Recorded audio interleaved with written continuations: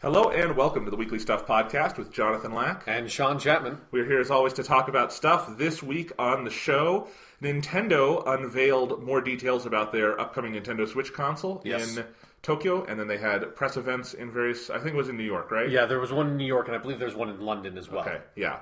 So there's lots and lots of details that came out about the Nintendo Switch, including price, launch date, launch lineup, games throughout the year, and the thing is coming very soon, March 3rd. In case you hadn't heard, March 3rd for $299, although if you didn't pre-order it already, good luck with that. Yeah. So we'll talk about all that later. That will be our main topic. New console launch, that's always an exciting thing. So, and as I was just saying to you off the air, it's kind of nice to be in a console launch where the hype cycle is only really going to be like these 5 weeks. Yeah, exactly, because the last time this happened, the PS4 and the Xbox One were both announced with a huge event like a year before they came out. Right. And then you had E3 like a couple of months after that. Here it was like we got that little like 5-minute video, and then like a month or two later, we get this, and then a month or two later, the console's just fucking out. Yeah, and you know, there was a couple months of rumors in there, but I don't know, you can't really blame Nintendo for that necessarily. Yeah, and that is maybe the happiest thing about this whole event is that we can just stop living in this world of every single video game website just posting a billion Switch rumors every single day. Yes. Because I had no idea what anything about the Switch was. At some point, I just believed that the Switch was like a potato and wasn't a video game console at all because that's what the rumors were telling me. I'm glad that those rumors have been put to bed. There were indeed a lot of rumors. So nothing else really major happened, I feel like, in entertainment news this week. So we don't have a lot to talk about there, but this is certainly a topic in and of itself. Yeah. But I have a stuff thing to talk about. What stuff things do you have to talk about? Not a whole lot. I've been playing a little bit of Dynasty Warriors here and there, having fun with that. I started playing the Liu Bei campaign. He's kind of the good guy, because I was playing the Cao Cao stuff, and he's kind of the bad boy of Romance of the Three Kingdoms. And then I hit the point where I was up to in the book. I was like, I'll play one of the other campaigns and kind of get there, because you can kind of just play them all simultaneously. And so I'm still liking that. I've also been putting a lot of time into Hitman still. Of that, like, now that there's not a lot of new content coming out, I can just go in, and I've been doing all the escalation contracts, which is something I just didn't have a lot of time to put into before, and those are a lot of fun.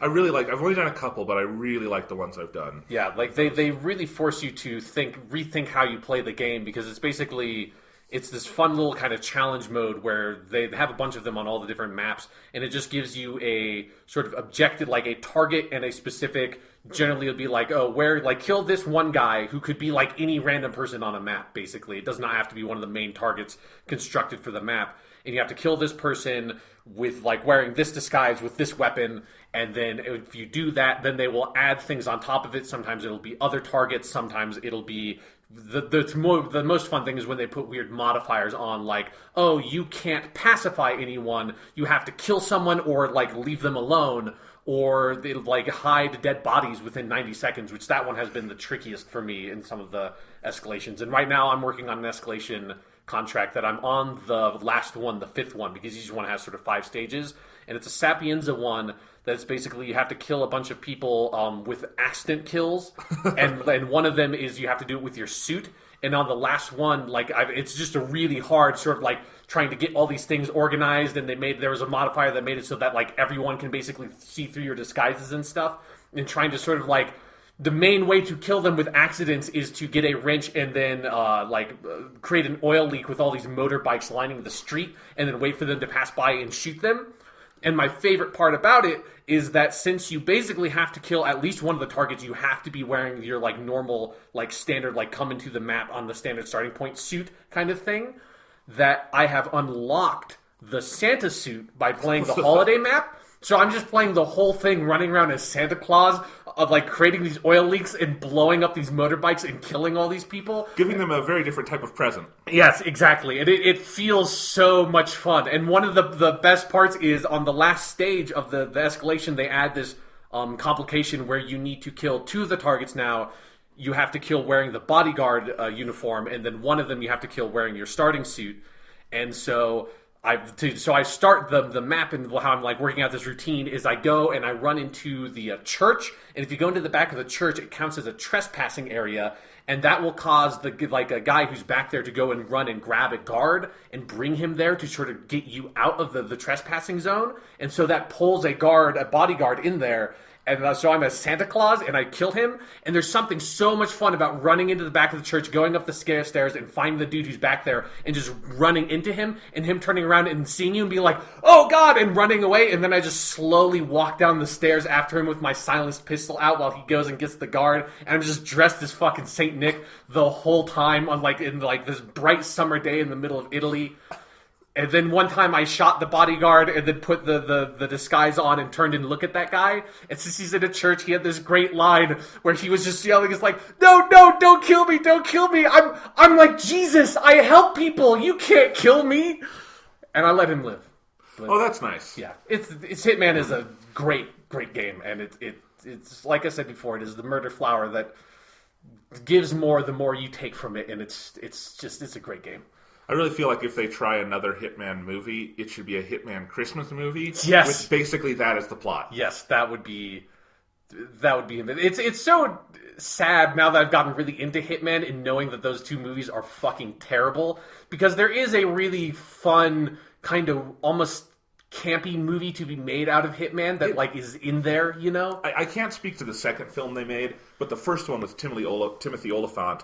The weirdest thing about that movie, looking back on it now that I've played the game too, is that it's so serious. Mm-hmm. Like, that film is so self-serious. It's the basic assassination movie plot where Hitman is framed and he has to clear his name. But the opening credits are all this stuff about Hitman as a kid being torn away from his family and being turned into this, and it's not in kind of the tongue-in-cheek way the games would handle it, but in this super serious way where if you treat Agent 47 super seriously, he's just a dude with no personality. Yeah. If you treat him comedically, he's a dude with a very particular personality. Yeah, he is the ultimate cosmic straight man of comedy, you know? You can throw him into any scenario and he's completely stone-faced and he can just do whatever he needs to do and say a really dumb sort of corny joke while he's doing it. He's great. Yeah.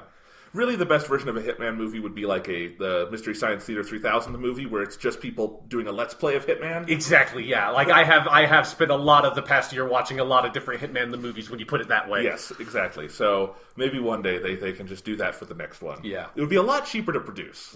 Yeah, it definitely would. Yeah, we have the technology to make that movie. Yeah. All right, well, anyway, glad you're enjoying that. I need to go back and play some of those escalation contracts. They are fun. How many is the Paris map up to? It has so many. Because I've just been basically going through them kind of linearly, and I just last night finished all the Paris ones, and I've been working on those for 2 weeks. Cause there's nowhere near as many on the other maps. There's quite a few on Sapienza. There's 5 or 6, I think, on Marrakesh, and then there's 2, 3, or 1 on the later ones, because obviously those are very new, and because they keep on adding escalation contracts every other week, so right. They have been stacking them up for sure. Yeah, whenever I look at the Paris ones, I'm just intimidated because there's so many. Yeah, there are 2 ones that take place on the 2 tutorial maps as well, and those are great. I love those. If I didn't even think to check those because I was going to pick the Paris one, and then I accidentally thumbed into that one first, and I was like, oh, maybe there are actually some on these maps, and I went all the way to the right. I was like, oh shit, there are. I had no idea.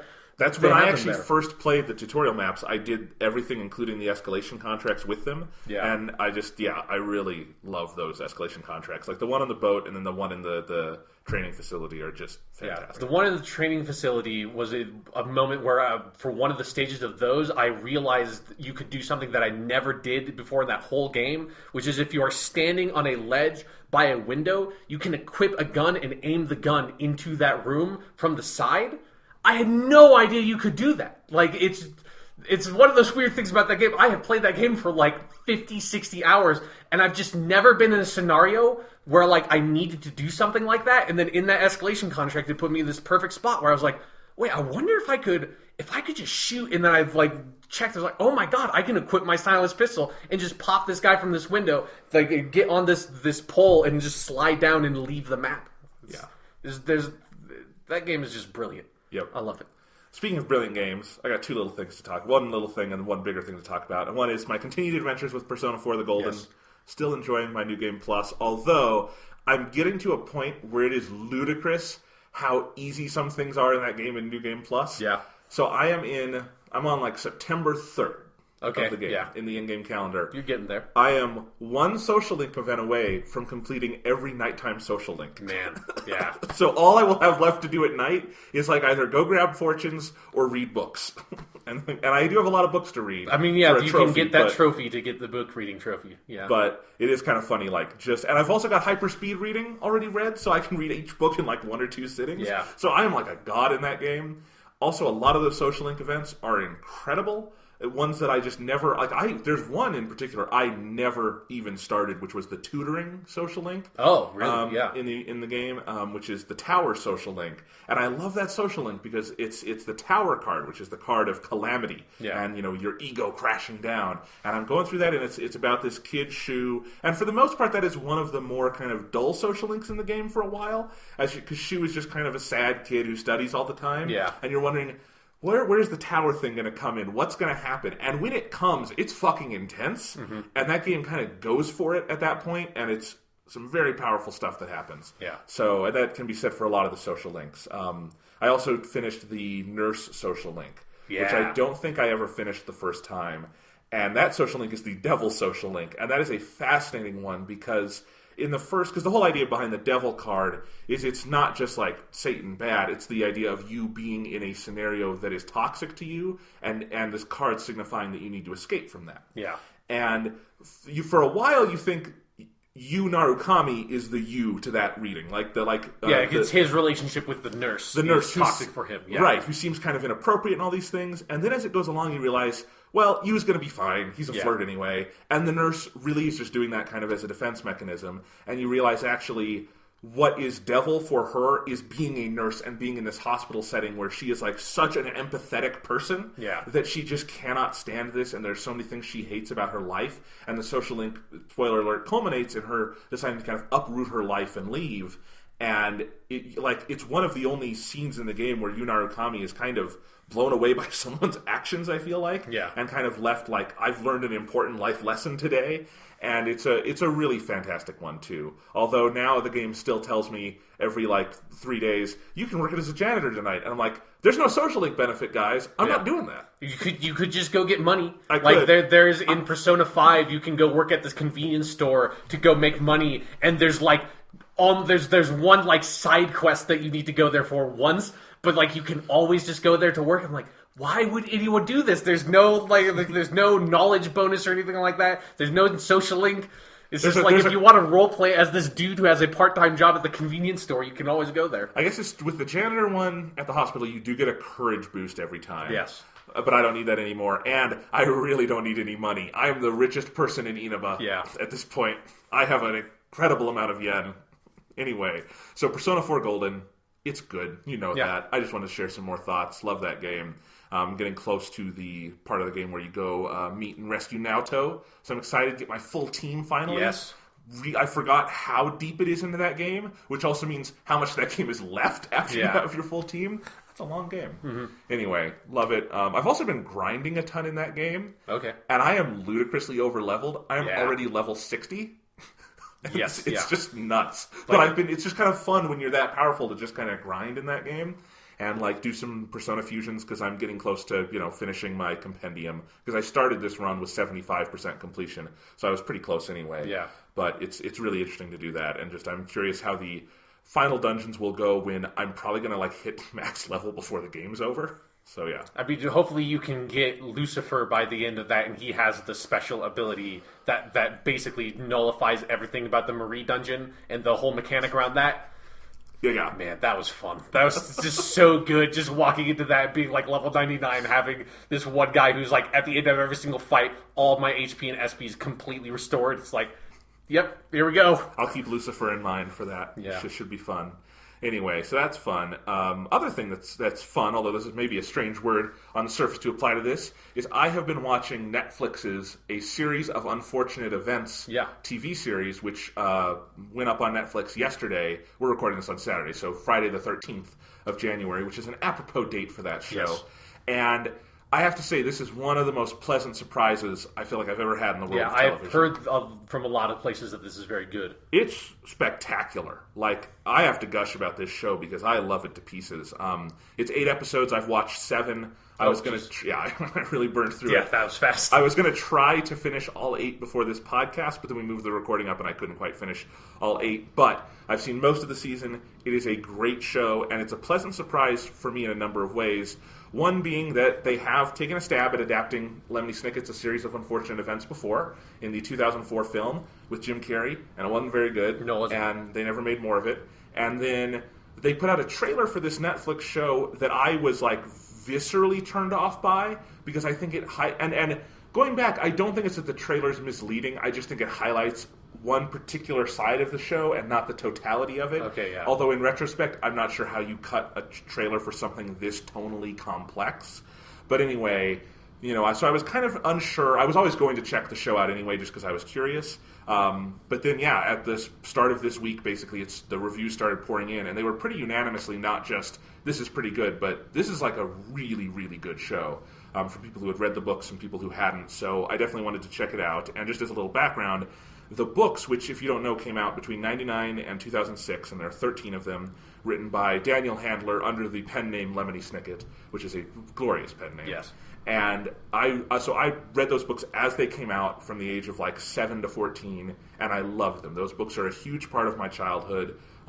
They taught me a lot of different things. Like, so much of my vocabulary comes from those books, because a big kind of gimmick in the books is they'll say a big word, and then Lemony Snicket will say, a word which here means, and then he'll give an explanation. So he's constantly improving your vocabulary, which is wonderful. It's much more entertaining than just reading a dictionary. I don't know. I've had some fun times reading dictionaries in my day. Indeed.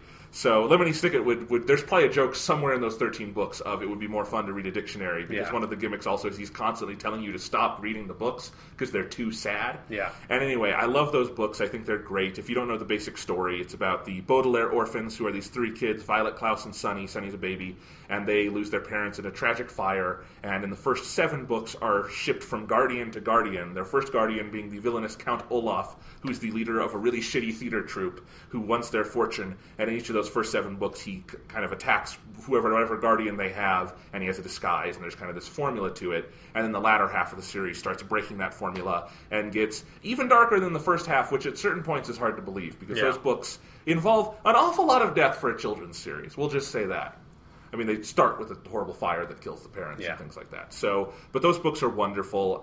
But I think tonally they're a very tough thing to adapt, because they are funny, and they're very funny, but they are also extremely morose, and it's a really weird tone. Like, I was trying to think of the best way to describe it on the way over here, and it really is. It's like a screwball kind of comedy, but done in a Victorian tragedy setting. Sure, yeah. And that really is what Lemony Snicket was constantly going for. The 2004 movie sanded a lot of that down, had Jim Carrey giving a very silly performance as a very neutered Count Olaf, and it even ends with a happy ending where Lemony Snicket in the film says, "These children were very fortunate indeed." And you're like, yeah, that's not the tone of the books. The books... No.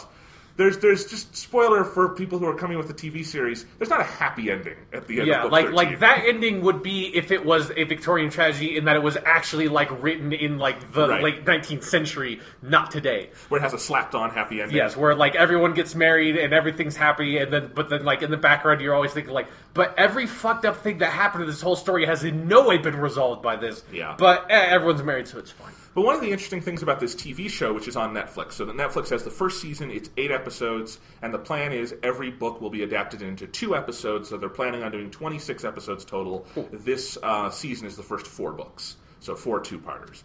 And the team behind the TV show, which is Daniel Handler himself, who wrote all the episodes, or co-wrote, so he's in charge, the author of the books, Barry Sonnenfeld, who's the director of films like Men in Black, and he was the original person attached to do the movie back in the day, and those 2 guys, and then some of the other people involved here, producers, were originally planning to make that movie in the early 2000s. Paramount Pictures they were like, this is too dark. They fired all those people.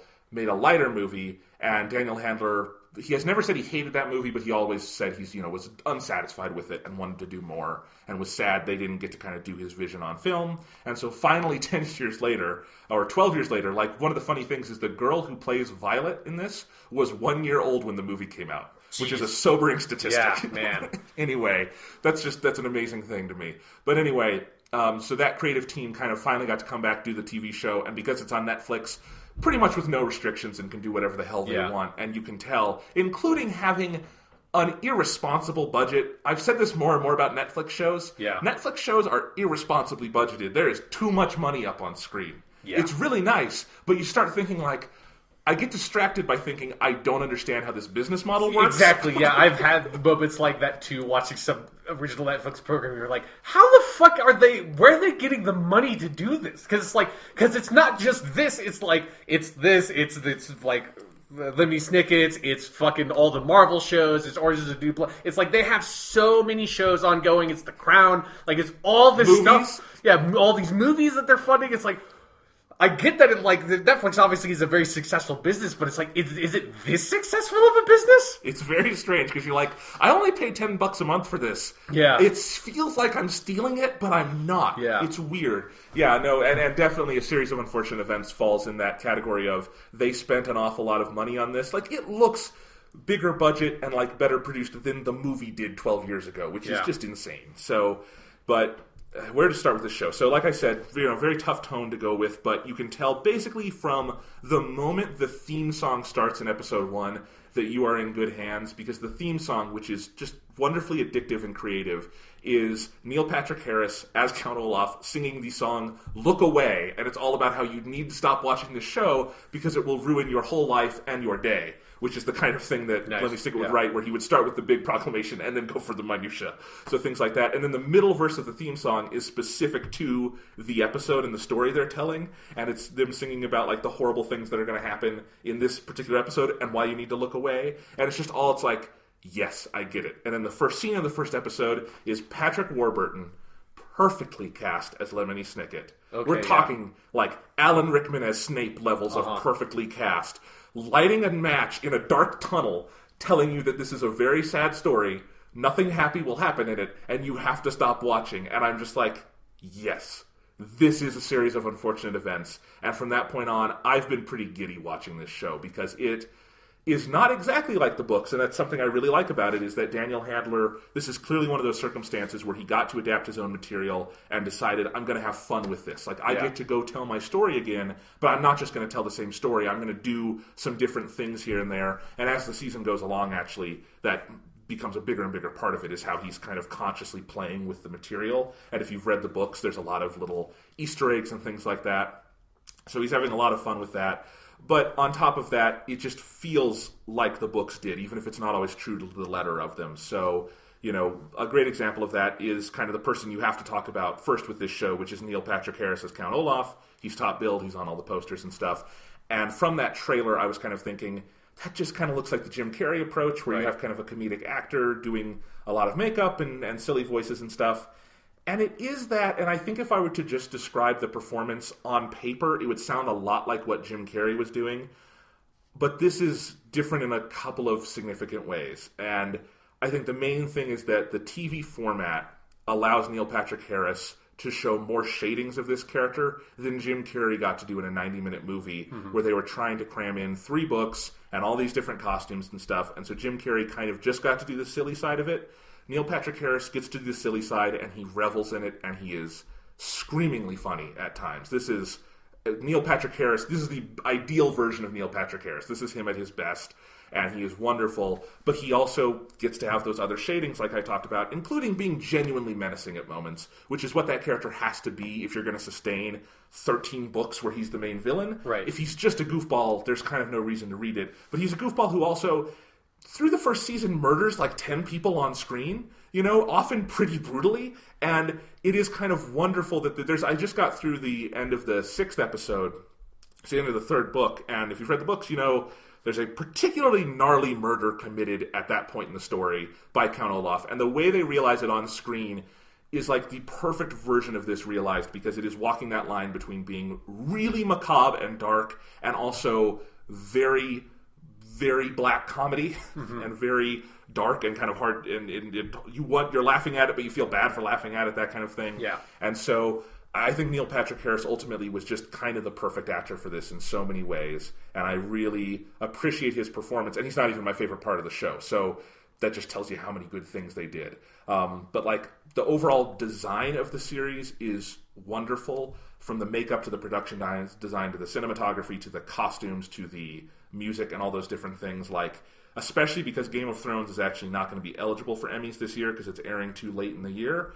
If Netflix cannot get a series of unfortunate events to sweep the technical categories at the Emmys, they need to stop trying to win Emmys because they're never going to win Emmys. This is like Bo Welch is a famous production designer who's worked on lots of Hollywood movies, and he's the production designer here, also directs a couple of episodes. And he might have been the production designer on the movie as well back in the day, because it's got a similar production design, but they were clearly able to go further with it. And the overall look of this show is so magnificent. It's like every frame and every set is so ridiculously detailed. It just kind of boggles your mind. I was joking about like the Netflix budget of it, and that's definitely part of it. Yeah. It's also just like the man hours that had to go in to making this room that is in like one shot of the show, but is so beholden to that kind of off-kilter Victorian architecture that the books kind of go for. Yeah. I love it. It looks so gorgeous. And then the makeup, what I was going to say with Neil Patrick Harris is that his Count Olaf, I didn't quite see it when I saw the trailer, but once you get extended time with him in the show, the makeup on Count Olaf is literally what he looks like in the Brett Hellquist illustrations in the books. Like, to where his unibrow is, how far his hair goes out, it's exactly what, if you grew up reading those books, what you saw Count Olaf as in every illustration, and that's really cool. Yeah. And they have a lot of fun, obviously, with all his different disguises.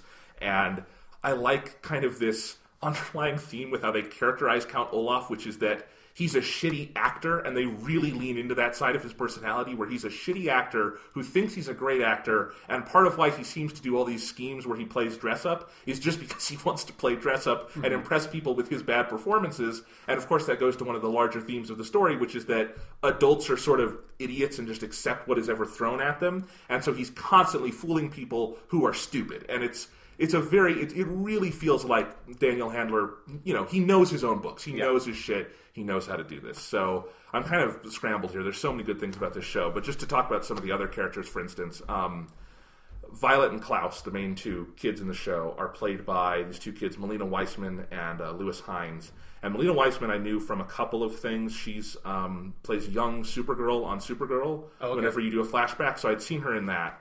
And Lewis Hines, though, is an unknown. And they're both fantastic. Like, obviously the child actor thing is a tough thing to do, and this is a TV series, so they have to hold together a lot of this, but they are both so good. And I think one of the things that works is that they're actual kids.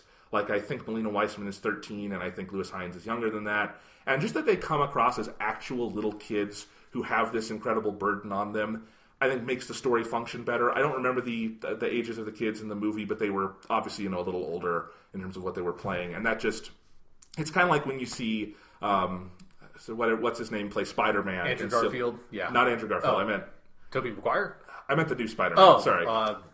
Anyway, yeah. I've suspended all the actors I can name. That's okay, but I was going to say, like, versus Tobey Maguire and Andrew Garfield, right? When you see the actual Spider-Man played by a kid, you're like, yes, that's authentic. Yes, like that weird awkwardness feels right. Yeah, but those kids are great. They basically are the straight man and woman of the series, and they do that really well. And like, particularly the kid who plays Klaus is such a find, I think, because he, not to take anything away from the girl who plays Violet, I've seen her in other stuff, but Lewis Hines as Klaus, he has this just existential indignation at everything in this show because things go so horribly wrong so fast and everyone is such an idiot, and he plays that particular note so well that I feel like you get out of the books and did not come across at all in the 2004 movie or most stories about kids on screen who wind up being precocious in a very different way.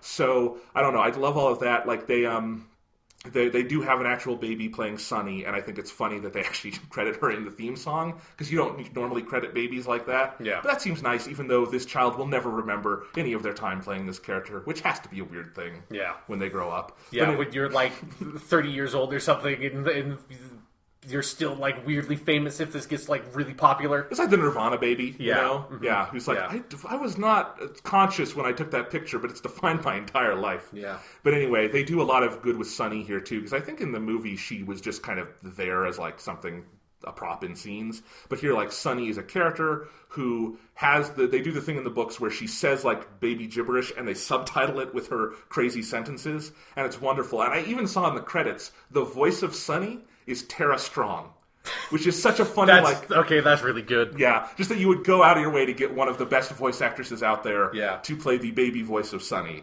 That's just a wonderful credit in the episode. That's great, yeah. Yeah, so that's great. So Sunny gets to be an actual character. So all those characters are great. And then in terms of the adult cast, it's just, you're tearing through great actors with this show. One of the most impressive performances is Mr. Poe, who is the character, he's basically the executor of the Baudelaire's estate, so he is constantly trying to get the Baudelaires into like their new guardians' homes, and he's constantly putting them in danger because he's an idiot. Yeah. That is, I think, probably the hardest role in the entire series to do on film because it is so thankless in a way, and the actor who's playing him, K. Todd Freeman, who you would recognize him, he's kind of a famous character actor, he's wonderful. Like, he makes that character so much funnier and more interesting than I think he was even in the books, where he's really just the dude who he's a plot device in the books. He's the guy who keeps fucking up and getting the Baudelaires in danger, and instead I think Mr. Poe in this fulfills that plot function, but is also a good source of humor and dramatic irony in this story. I already mentioned Patrick Warburton. He was put on this earth to play this part, and he is so great. And the way they use him, where he's constantly just walking in and out of scenes, being Lemony Snicket, you know, just you'll cut back to him in like his hidden lair where he has to leave because the authorities are coming to capture him, and he's got all these like conspiracy walls and things. He is so funny, and I love an excuse to listen to Patrick Warburton's voice for 8 solid hours. He is a cool dude.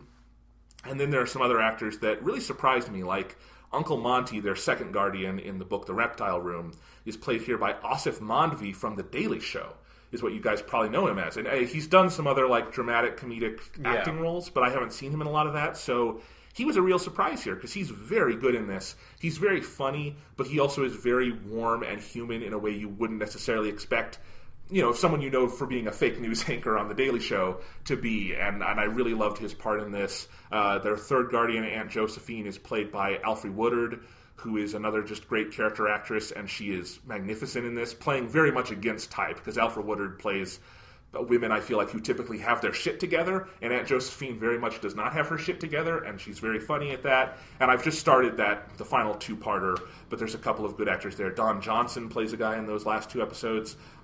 Rhys Darby from Flight of the Conchords and some other stuff plays a character who is a very funny background element of this show. And then you have all the actors in Count Olaf's theater troupe who are really just his minions, and I don't know their names, but they are all very funny and a kind of more constant presence than I ever realized they were, because they're used the same way they are in the books, but in the books they don't really come across as characters, and they do a good job with that in the series. So the acting across the board is so good. I love the production design. I love the music. James Newton Howard, they got to do the music. Big Hollywood composer. Again, I'm like, where'd they get the money for that, Netflix? But he really might be the thing that ties it all together the most, because finding the right music for this kind of tonally all-over-the-map thing is a tough thing to do, and James Newton Howard nails it, and it is a score with a truly incredible amount of accordion in it, as a show like this needs a truly incredible amount of accordion. Okay, yeah, that works.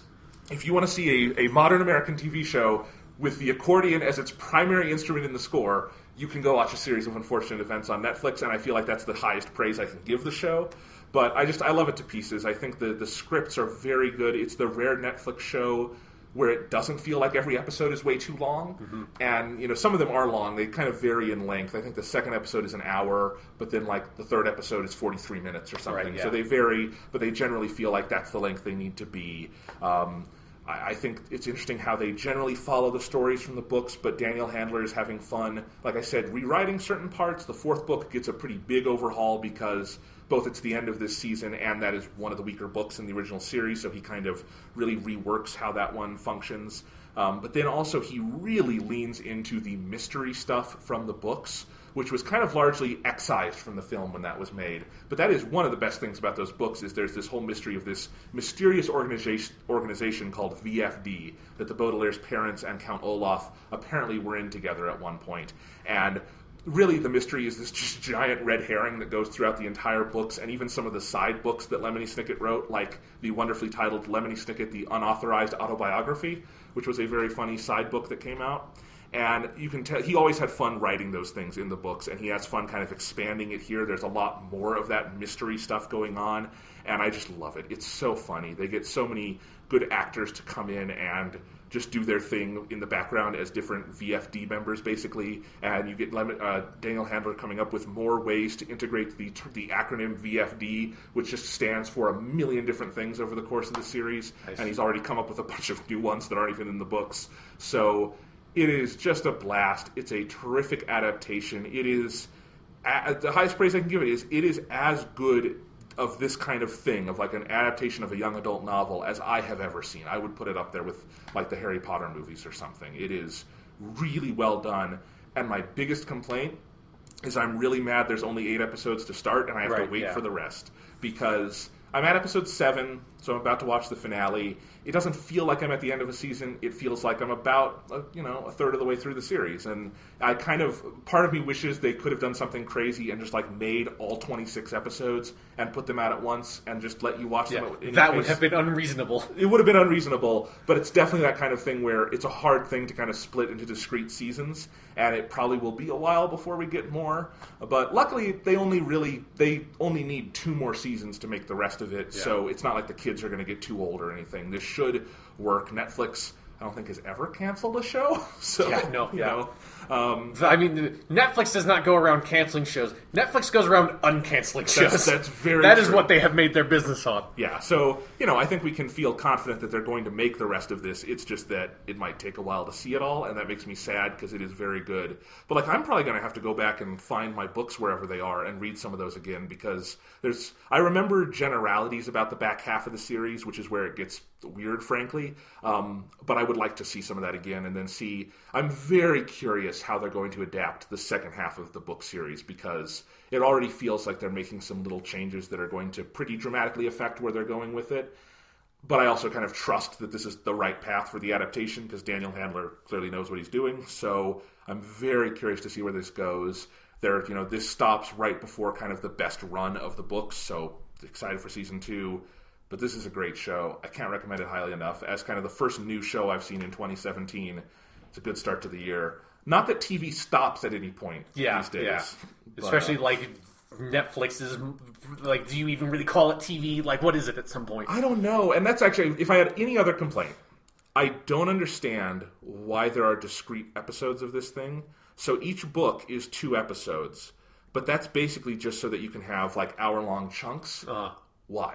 Why not just have 4 TV movies and that's the adaptation of the book? And if it's 90 minutes, it's 90 minutes. If it's 2 hours, it's 2 hours. It's kind of weird, because that means every other episode when they start a new book has a very specific format to it, which I won't spoil. But it means those off episodes, the part 2s, kind of lack that, and it just feels like you kind of hit the pause button and then you come back. And it's one of those things with the Netflix model where I think it's done wonderful things. I also am you don't have to make hour-long episodes. It's Netflix. Do whatever you want with it. And that's just one of those things where I'm a little weirded out. But then you get to hear the theme song twice as often, so whatever. It's fine. I wonder if it was just because, I've wondered, they have data that says that people are more willing to start watching something if they see it is, an hour or 45 minutes long, as opposed to seeing, this is 2 hours long. And that's, psychologically, that is a much bigger time commitment of, sitting down to watch a chunk of time that is a TV show and sitting down that's a chunk of time that is a movie is 2 psychologically very different experiences, and I think that might be something to do with it. No, and that makes sense. It's just something where I was a little jarred the first time, because you get to the end of that first episode and you're halfway through the book, and it's well, I'm not going to stop now. I got to watch more. So, but yeah, it's really good for material that is very near and dear to my heart, but that I also thought could never really be adapted well on film. This is impressive and adds more fuel to the fire that books should go to TV more than they should go to movies. It's generally a more similar sort of model, especially if you're doing a mini-series kind of thing like Netflix does. Yeah, and I mean, at one point, including when the movie of Series of Unfortunate Events was originally made, there was just no way you could launch that on TV. The budget, the audience just wasn't going to be there. Now you can do book series like Game of Thrones and Series of Unfortunate Events and things like that would never really work in movie form on TV, and there is the budget and the audience for that, and that's a cool thing. Yeah, it's such a brilliant thing that Netflix and then a lot of like HBO and stuff, or Showtime with like Twin Peaks. Like we're in this era where TV shows or like whatever Netflix shows can be whatever they need to be, and it can just be this like fucking crazy like grown-up version of Power Rangers, which is what Daredevil felt like half the time, with like, you know, these elaborate kung fu martial arts scenes and stuff like that. Or you can have like this like it's like pseudo blaxploitation style show with Luke Cage, or you can have like something like so crazy and totally weird like the Series of Unfortunate Events. Like it's just so all over the place. Or like fantasy movies, which is what Game of Thrones is, but it can be its own miniseries. Another one that I'm sure we're going to be talking about later this year is Brian Fuller's adaptation of Neil Gaiman's American Gods for Stars. Is something that like I read that book, and I should probably reread that book before that series comes out. And like that is something that like could not normally be adapted into a TV show. Like I would never have thought could have been adapted like 10 years ago or something, you know, in that climate. Interesting fun fact, tying this all together, the then young woman who played Violet in the original Series of Unfortunate Events, Emily Browning, is one of the stars of American Gods coming out this year. Cool. So they've had a good batting average with the kids from those movies, because I think the kids from this are also going to be stars at one point. Yeah. So, yeah. Good stuff. They let Neil Patrick Harris sing both in the theme song and out of it. Which is like, if you're going to get Neil Patrick Harris, like, come on. Let him sing, yeah. Yeah, that's like half the reason you get the man. Indeed. And yeah, I hope they get to keep that up, because Count Olaf gets both sillier and more scary as the books go along. And I'm actually, as much as I enjoy watching his stuff in these early stories, I am so much more excited to see what he does when Count Olaf frankly becomes a meatier character in the second half of the books. And there's so much potential here, and I think Netflix is going to have a pretty substantial hit on their hands with this. Awesome. So, can't wait until they go back and readapt the Harry Potter books as a 200-episode maxi-thon one day. I want what I have always wanted out of Harry Potter, which is just to make it into a fucking anime, which is what it should have been the whole time. It's about a kid going to a school, learning magic, and having love triangles and shit. It is already an anime, and J.K. Rowling just never even knew it. God damn it. That would indeed be wonderful if one day, a Japanese anime company could get the rights to Harry Potter and just go crazy with it. Yes, man, it would be so brilliant. I can't wait until Harry gets into a mech. Yes, exactly. I can't wait until, the whole end of the show, takes place in this, abstract reality because they have destroyed the universe or something, and it's Harry Potter and Voldemort just looking over, this abstract representation of time and space itself and having a philosophical argument.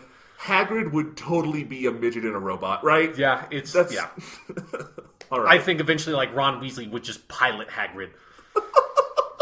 Hagrid would be an acronym yes. Yeah. And it's just this giant mech. Yeah. All right. Hideaki Anno, get on that. Yes, please. Once you're done with the Evangelion movies. Yeah, so 50 years from now. Yes. He's technically only got one left. But anyway. He's only had one left for a while now. Yeah. All right, well, that's a series of unfortunate events. I wanted to talk about it. It's a wonderful show. Let's go ahead and move on and talk about our main topic today, which is... Yeah, let's switch to our next topic. Yeah.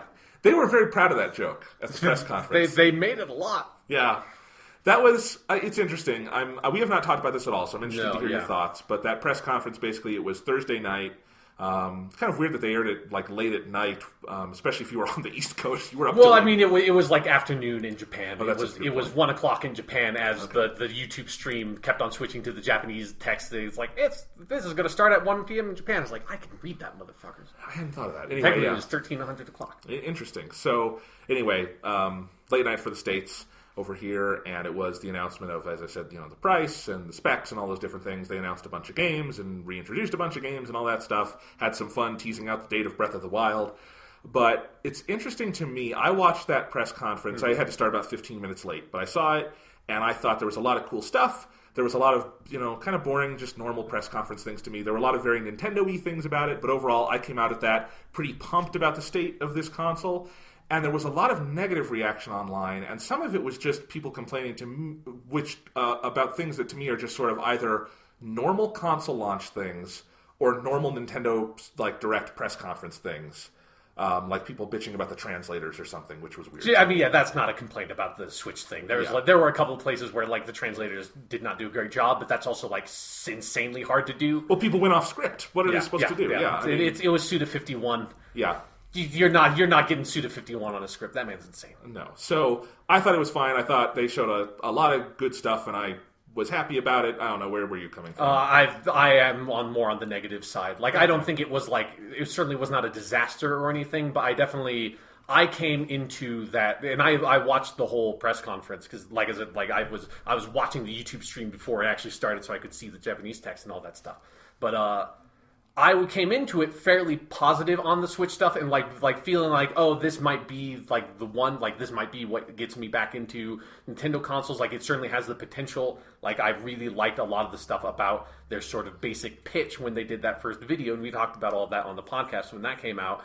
And then as the press conference went on and on, I kept on just feeling like nothing they are showing me is making me come out of the other side of this thing more positive on the Switch than I was going into it. That there's some of the Mario stuff they showed like looked kind of cool, but I already knew this Mario game was going to come out, and most of the other new games were all just sort of like so far out in the future in abstract concepts almost, with so few details that it was just like, none of these games I can get excited about. I don't even know if some of these games are even going to be exclusives or not. Like some of that information was very unclear. And then there was a whole pile of a lot of information and things they were talked about that just really bummed me out about the Switch. Of like, this felt like me going into it, I felt like maybe this was Nintendo sort of switching gears and kind of changing their strategy and how they operated on some things. And that was what a lot of that, like that really slick video indicated, was like, felt like a kind of, in some ways, un-Nintendo-like video. Like, in other ways, it was very Nintendo, but in some ways, it was like how slick and modern and sort of savvy it felt. It was like, this does not feel like Nintendo in a lot of ways. And then coming into this press conference and all the stuff of like online services and all that kind of shit, it just kept on feeling like, oh, and like all the stuff with the Joy-Con controllers, that this is Nintendo again doing what Nintendo does, which is like overcomplicating things, going into like down weird rabbit holes that kind of lead nowhere in terms of their hardware, and just like alienating the vast majority of like the video game developer community with a lot of the choices they make with their console. It bummed me out. Give me some specifics, because I didn't feel that. So I mean, basically, I think when you look at, like, there were practically no third-party developers in any way on there. Like, you had EA say, like, we're making FIFA, or we're putting FIFA out on this. It's going to be an old version of FIFA. You had the Square Enix Octopath game, which, like, is another one that was like, I have no idea if that's going to be exclusive to Switch, when that's going to come out. It looked cool, but, like, there's so little information about it that it's hard to get excited about that. There's, like, also, like, the untitled Shin Megami Tensei game is like, who knows when that's going to come out? Like, there were no real surprises in terms of the game lineup, and any like small ones like that Octopath one that were there were so abstract and off in the future that it's like, who knows if that game's even going to come out, when it's going to come out, on like what consoles are going to be come out, and like what it's even really going to be, because we just got such a small window. And there was a lot of time they spent with like having Suda 51 on stage, like, regardless of how the translator handled it, talking very abstractly about, like, I want to make a game for the Nintendo Switch. And so there's a lot of time on there of, like, showing, like, really brief teasers for games, or people talking about games that they want to make on the console that are, like, in the very early stages of pre-production, that felt like there's, like, no games on this thing. And the games that are there are generally, like Zelda is a fucking Wii U game. It's like, you have your Mario game, and that's coming out holiday 2017. That's basically a year from when the console launches. And so it just felt like, if you own a Wii U, I don't see like what real impetus there is to get this thing at launch. And that was kind of like what I came away from it from, was like, the only thing that is attractive about this console basically at all feels like Zelda. And if I really, really want to play Zelda that bad, I can find a used Wii U for like $80 online. Like, that would be a much better path, I feel like, for me, if like that was reviewed, because there's also like 5 or 6 Wii U games in the backlog that I would like to play, like a Super Mario Maker or Bayonetta 2, and like, they did not convince me in any way that this was a console I wanted. Okay. I mean, I'm coming at this from a fundamentally different angle. Which Yeah, is I that, mean, I think it's something where our two positions on Nintendo are fairly different as well, and like, so because you've been on board the Nintendo train my whole life. Yeah, your whole life, whereas like I fell off of it, and I think it says something that like what this presentation needed to do was to get me back on board the Nintendo train, not to like have the people that have stuck with them and bought Wii U's to stay with Nintendo. They need people to come back, and I felt like they did not feel like it did that for me, and a lot of the reception online, I think people had a lot of the same issues after I went off and I looked online at like how people are talking about it. Like, I agree with the general sentiment of like the disappointment around a lot of the stuff they announced. I mean, I'm psyched about this. There's the hardware itself, I think, looks very slick. I like everything they've shown about that. You talked about some of the stuff with the Joy-Cons. They spent a lot of time talking about that. I think that control setup looks cool. To me, what it comes down to is I feel like with the Switch, and I'll talk about the game lineup later. I agree with some of that and I disagree with some of that. But it feels like they have found a way with the Switch, and this is what I was kind of thinking after that first announcement trailer, to make a space where they can do their fun, silly Nintendo-y gimmicks, like the 2-1 Switch, the 1-2 Switch, the ARMS game, things like that, the Wii Sports kind of things. Yes. And they have a system that can support that, and they can do that if they want, but it also does not feel like the system is sacrificing anything in terms of games that are deeper and you can play more with. You can absolutely play a full game like a Zelda or a Mario or something without motion controls or any of that with the Joy-Cons. They are not made in such a way that they force you to do that and use that. They are made in such a way that they rack up the price of that console and rack up the price of other controllers you might want to buy for that console. And that's what I mean when it's like, it feels like they're going to make 1-2 Switch. They're going to make ARMS, obviously, and those are going to come out like around the launch of the console, and like maybe a couple of other small games, and then Nintendo's not going to do fucking anything with those because Nintendo never does anything with those things. Yes, they do.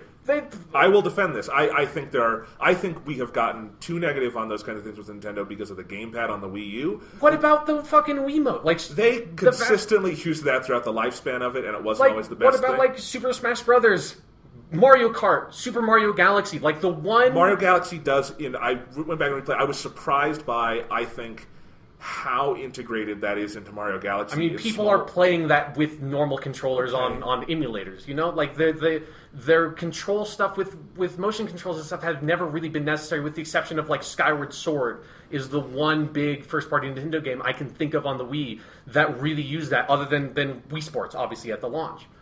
Wii Sports did a huge job to sell that system to the game. Yeah, but like, that was the one game, and those people didn't buy those games. Okay, I mean, just because Nintendo also made games that didn't use those things does not mean that was an abject failure completely. I do think there's an idea of having that feeling more accessible to a larger audience and thinking of games in a way that are not just sitting down with your normal Xbox controller, that did do something huge for Nintendo there, did something huge for them with the Nintendo DS, where that second screen has consistently been a boon for that thing. The and I will DS defend is it where till it the day I worked. die. Yeah, no, absolutely, the DS is obviously where it worked because they stuck with it with the 3DS. But I do think, like, this is not to say that, like, the Wii... I'm not saying the Wii was a failure. Like, obviously it was a huge success in terms of its sales, but I think Nintendo very quickly, and I feel like this has happened basically with everything since the DS, they hit a point where they realize the people making the games don't really want to support whatever control gimmick it was. Like in the Wiimote, other than Skyward Sword, was like never an integral part of their game design. But I do think a fundamental difference between that is there are just games you cannot port to a Wii because of what the controls are there, and that won't exist on the Switch because the controllers have everything you would need to play a Skyrim or a Call of Duty or something like that. Yeah, now, but if you're not going to make that many games that are going to support this gimmick, I think it's going to harm the console overall, because like potentially this thing could have come in at a $250 price point if you didn't have all that stuff that is expensive, putting that into the technology of your controllers. Like the Joy-Cons cost $80 to get another set of two of those Joy-Cons, and the Pro controller costs $70, which is $10 more than a DualShock 4 and an Xbox One controller. And it's like at some point that price stuff piles up enough that it drags the console down, and it changes the conversation about the console. The conversation about the Nintendo Switch would be completely different if it was a $250 console versus a $300 console. Okay. And making those sort of hardware changes, like that's where you get the price down. And I feel like they're not going to see a lot of like really compelling, brilliant experiences using the Switch controllers, the Joy-Cons, especially because that runs completely contrary to a whole part of how that thing is supposed to work, which is you're supposed to be able to like take it on a bus with you, and those games are not going to work in that kind of context of it being this like fully portable device. You're not going But that's one context of it. I do think there are interesting things like being able to just pass out 2 Joy-Cons and do a split-screen game on the Switch in that kind of setting. I think that's an interesting idea. I think it's an interesting idea, but how many games are they going to make that actually do something? I don't know because it's not out yet, Sean. I mean, I feel like if you look at the track record of Nintendo, it tends to be that they're not going to use that kind of stuff. That like maybe you will have like obviously Mario Kart will be cool. It'll be cool with something like Mario Kart that is a very simple to control game that only needs basically 2 or 3 buttons and then a like directional input that you can take off the Joy-Con and play split screen that way. But all the stuff of like the gyroscope and the like sensor on the bottom of one of the Joy-Cons and all that stuff that is the actual more expensive stuff that's in those controllers that raises the cost of them. Like that's stuff that they're not going to use. Like because they have had that stuff in controllers in the past and haven't really used them. Okay. I mean, as someone who's actually owned these Nintendo consoles and used them for their entire lifespans... I have a Nintendo Wii, and one of the reasons why I didn't use it that much is because I felt like they didn't make that many games that interested me that much on it. Like, I do feel like it is something that the original pitch of the Nintendo Switch that got me excited about it was that it was like this very sort of meat and potatoes kind of game device that had this cool, elegant core gimmick to it, which was that you can put it in the slot and then it's on the TV and then you can just take it off and immediately take it with you anywhere. That's still the case. And that is still the case. And now it has been dragged down by all this other weird focus of like, here's all like the HD rumble in the controllers and the fucking sensor at the bottom and like all this like weird shit and like these straps and all this, and they're showing all these games that to me look like they're commercials for games that we saw on the Kinect in like fucking 2010. And it's like we have regressed back to that point instead of focusing on moving forward with like kind of new ideas in games instead of going back to these ideas that have moved on and are working in like virtual reality now and are not like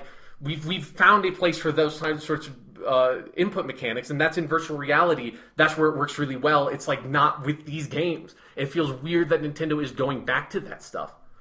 I mean, every controller has... I think some of this is a double standard on, like, some of those things that you're saying is giving some of the gyroscope and HD rumble stuff.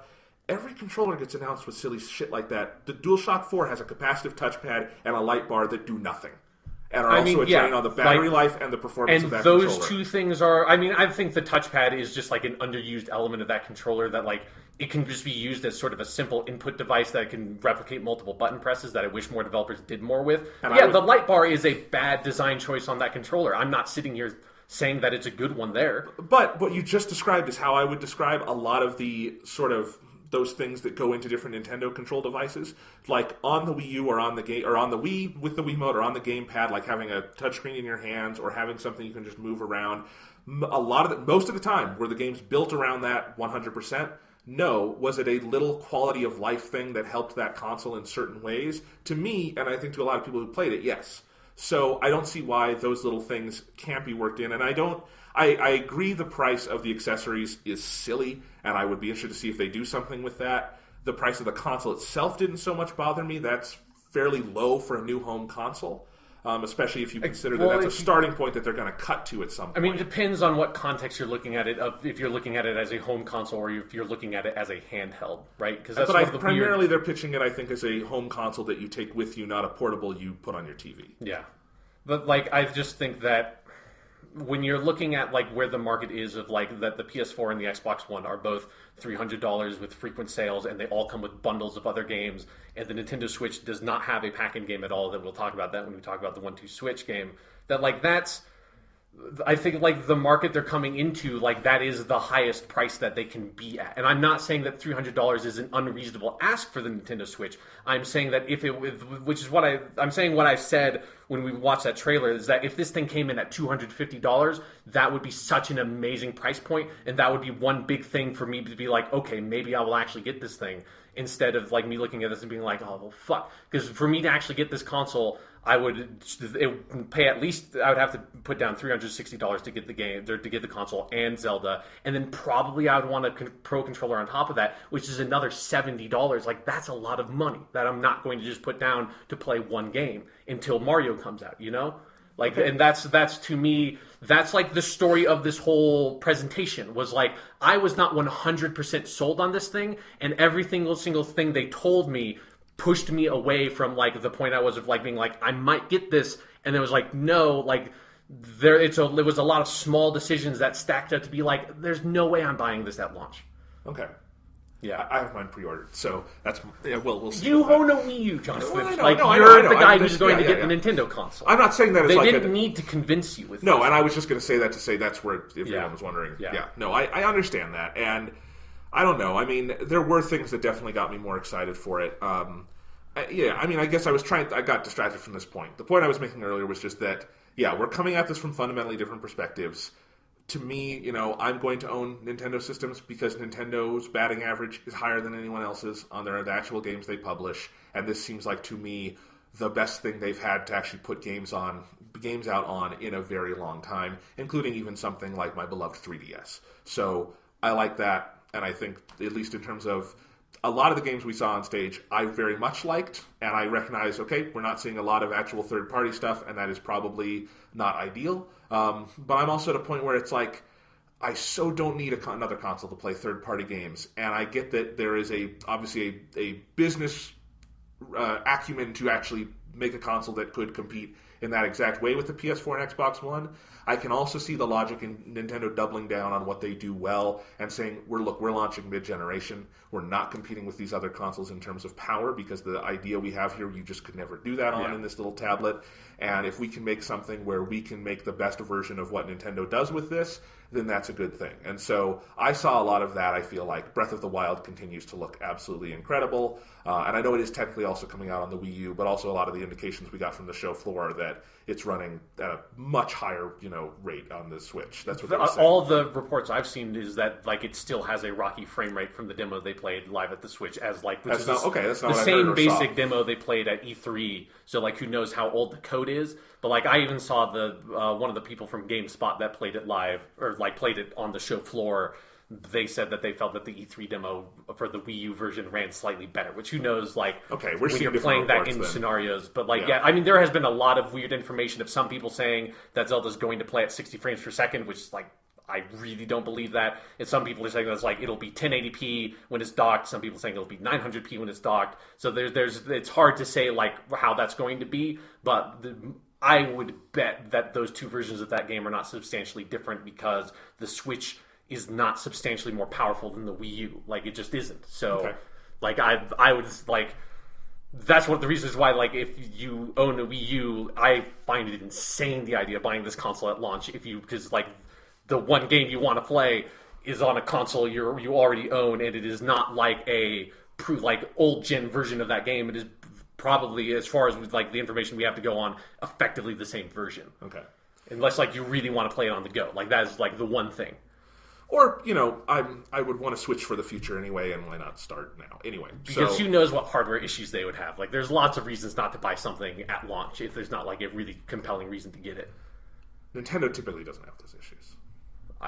They're, like, Nintendo has never made a console like this. So it's like there are a lot of, like, mechanical, physical parts of, like, snapping things in. That's, like, I would be... Unless there was a really compelling reason to get this thing immediately... I would be very, like, want to wait and hear, like, a couple months in, are these things falling apart? Like, like, consoles break, and, like, technology have issues, mechanical parts have issues. Like, that's all I'm saying. Okay. Anyway, so some of the other games, I mean, I thought the trailer for Super Mario Odyssey was spectacular, and I cannot wait for that thing. I thought a lot of the other games they showed were clearly, looking very, very good on this thing, at least in what we saw, and a lot of games running at 60 frames per second.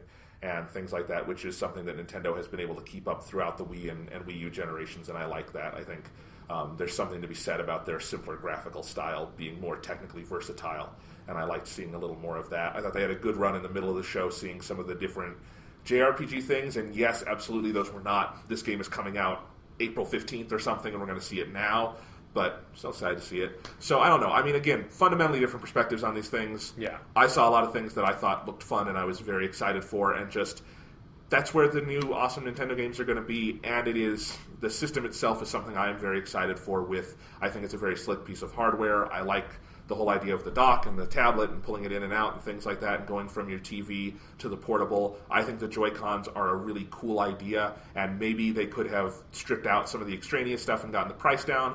But kind of putting that aside for a second, I just, on an island, I like that idea. I like that it's a versatile kind of control scheme that can work. You know, just you get that in the package and it will work with the thing in your hands, or you can put it into the little dock they have and you can use it as a normal controller, or just hold them separately, and it's versatile like that. That's something I've noted. I think Jason Schreier at Kotaku was talking about this, that's something he was saying, and I agree with this. Like, I really liked doing with the Wiimote and Nunchuck is not having to hold it like a traditional controller, and you can kind of have the two halves of it separate, and you can do that again with this. So there's things like that.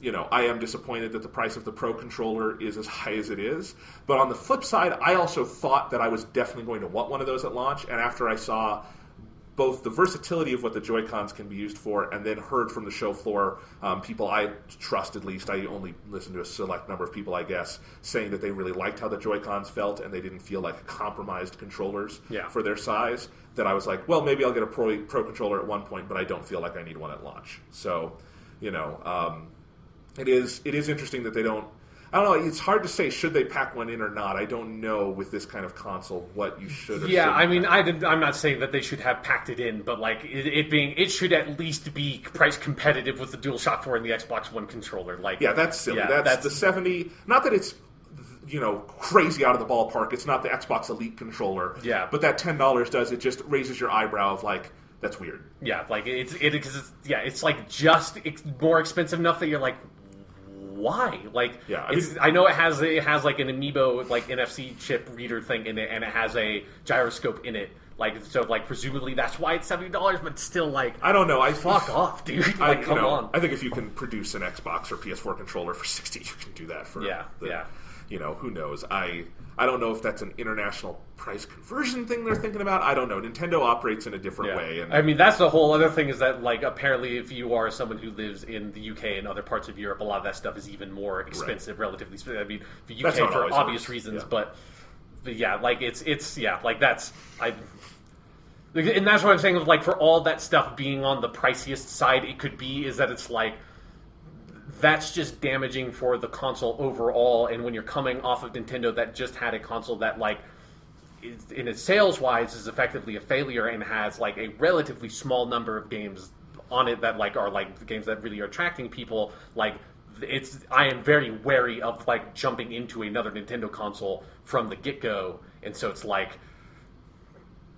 you need to do stuff to convince me to get this thing. It's not like an assumption. And so that's like where, like, that $300 price point, it's just on the high enough side that it's like the price point isn't low enough that it's like that's a compelling reason to get it because you feel like you're getting it cheaper than you really should be getting it, you know? Yeah. No, I get it.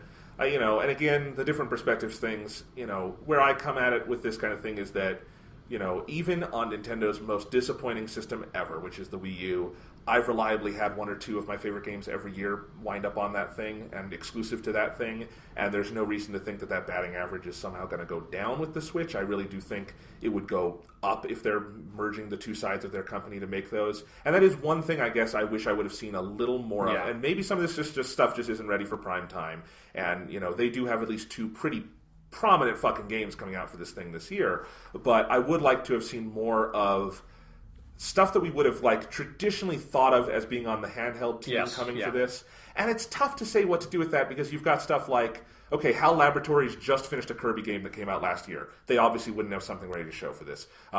Intelligent Systems, Fire Emblem If came out last year. They're not going to have a new... They have that Fire Emblem Warriors game. They're not going to have... but they're not making Fire Emblem Warriors like Koei Tecmo is making Fire Emblem. But I'm saying whatever... But you know what I mean. The next Fire Emblem game, whatever it is not ready for primetime yet. They might not have even started on it because they just finished a massive game. So there's a lot of things like that where because the Pokemon, same way, because the 3DS was active, is still active up to this point, and they didn't pull the plug on it, which is smart on one level, and then you're like, well, but did they need to divert those? I don't know. And so I feel like those people probably are being diverted to work on Switch things. We just don't know. And I don't know if the answer was more people on stage just talking in the abstract. Probably not. Yeah. But it's a weird thing where I would have liked to have seen some indication of that. Like, this would have been gimmicky on some level, but there's that rumor that I think is pretty well substantiated that there's going to be that Pokemon Stars version for the Nintendo Switch.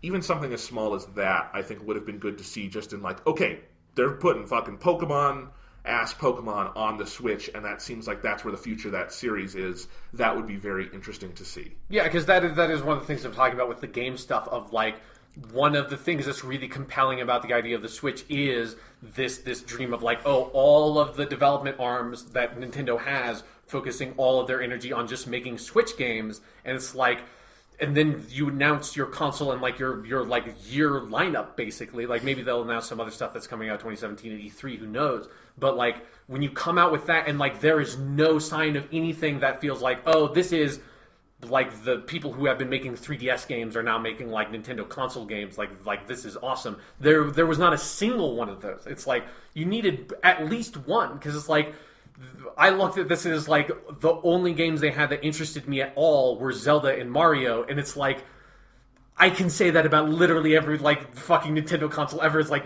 all you fucking have is Zelda and Mario, other than like your handhelds is where all the cool weird stuff keeps on coming out. It's like I want to see that on your main console, and like there's just enough of a question mark of like, well, if the Switch doesn't sell that well, are those people going to adjust to making Switch, or are they going to keep making 3DS games? Like because like it's, you know, Reggie and like a bunch of the other executives at Nintendo have said for a while now of like, oh, you know, the Switch is not replacing the 3DS, they live side by side, but it's hard to tell how much of that is just like, well, that's just because the 3DS is there's still games coming out and you're still selling it, so of course you're going to say that. Whereas like the Wii U's like dead in the water. There's like, or how much of it is like, no, like legitimately, like this thing is still successful enough that like it is worth it to us to have some of these people still making games on this and like pushing it that way. And it's like that's one of those places of like, you need to give me something that gives me some amount of confidence that like this Switch is going to have all of those games coming out on it. It's like if I do buy a Switch, like that is where I will go for the next Fire Emblem game and the next Pokemon game and like the next Animal Crossing and the fucking Rhythm Heaven or then WarioWare, like all the shit that they have been making on mobile or on handhelds the entire time. You need some sign of that instead of putting out like videos for like the two games that are your traditional console focused franchises, you know, of like the games that of course these are going to be on the Switch. That's not because like, I mean, we already knew that Mario game existed in the first place. Like that's not a surprise in any way. Like it's cool to see more of it, but like I really needed more on the game side to convince me, you know? I understand. This definitely, if I were to compare this to any other Nintendo launch in terms of what this reminds me of, it's the Nintendo DS, which is the Nintendo DS came out of this very weird space where at first they were not sure if it was going to replace the Game Boy Advance. It had a Game Boy Advance in it. Game Boy Advance development continued for a year or two into its lifespan, and if you asked them, you know, they would very much hedge their bets the same way and say, oh, this isn't necessarily replacing the Game Boy Advance, you know, et cetera, et cetera. And ultimately it was like, okay, the DS worked, this is better, we're moving over, and that wound up killing the Game Boy. I would imagine that's what they're doing with this, which is that you've got to be able to pull the ripcord in case it's going to sink your entire company, and you don't want to put all your chips in that one basket necessarily. But yeah, I agree, the messaging could be better. Like, I don't necessarily blame them for wanting to hedge their bets behind the scenes and just feel this out because it's such a new space. Anyone would do that. But I do agree, just in terms of the messaging of seeing a little more of the kind of unified front that you'd want to see out of the Switch, you could have seen that. At the same time, you know, while 1-2 Switch looked lame to me and ARMS looks interesting, but I'd like to see more of it, I did like seeing that they've got some of their sort of experimental things going on with it, even though one of those games clearly is a pack-in that they're selling separately. Yes, yeah. And 1-2 Switch, to spoil. And it's just, so I like seeing that some of that continuing.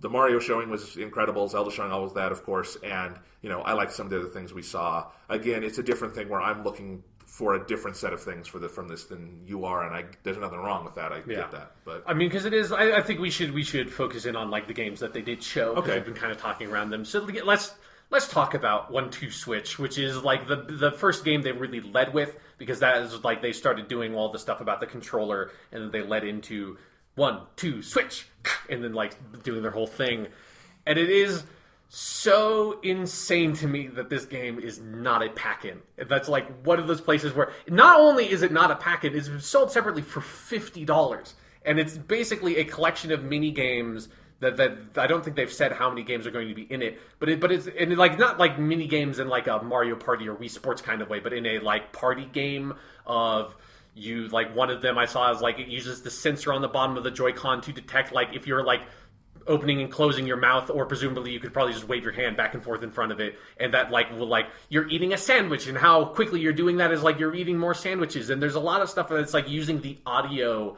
to be like, oh, like try to play table tennis using the gyroscope and the accelerometer in the Joy-Con, but instead of like you seeing table tennis in like a Wii Sports way on the TV, you're going by the audio of like trying to react that way. And it's like a lot of stuff like that looks like that might be kind of fun the first time you do it, as like with like a bunch of friends or if your family, sort of showing off what the Joy-Con can technically do, but not something you're going to like come back to multiple times, which is the exact fucking game you want as your pack-in.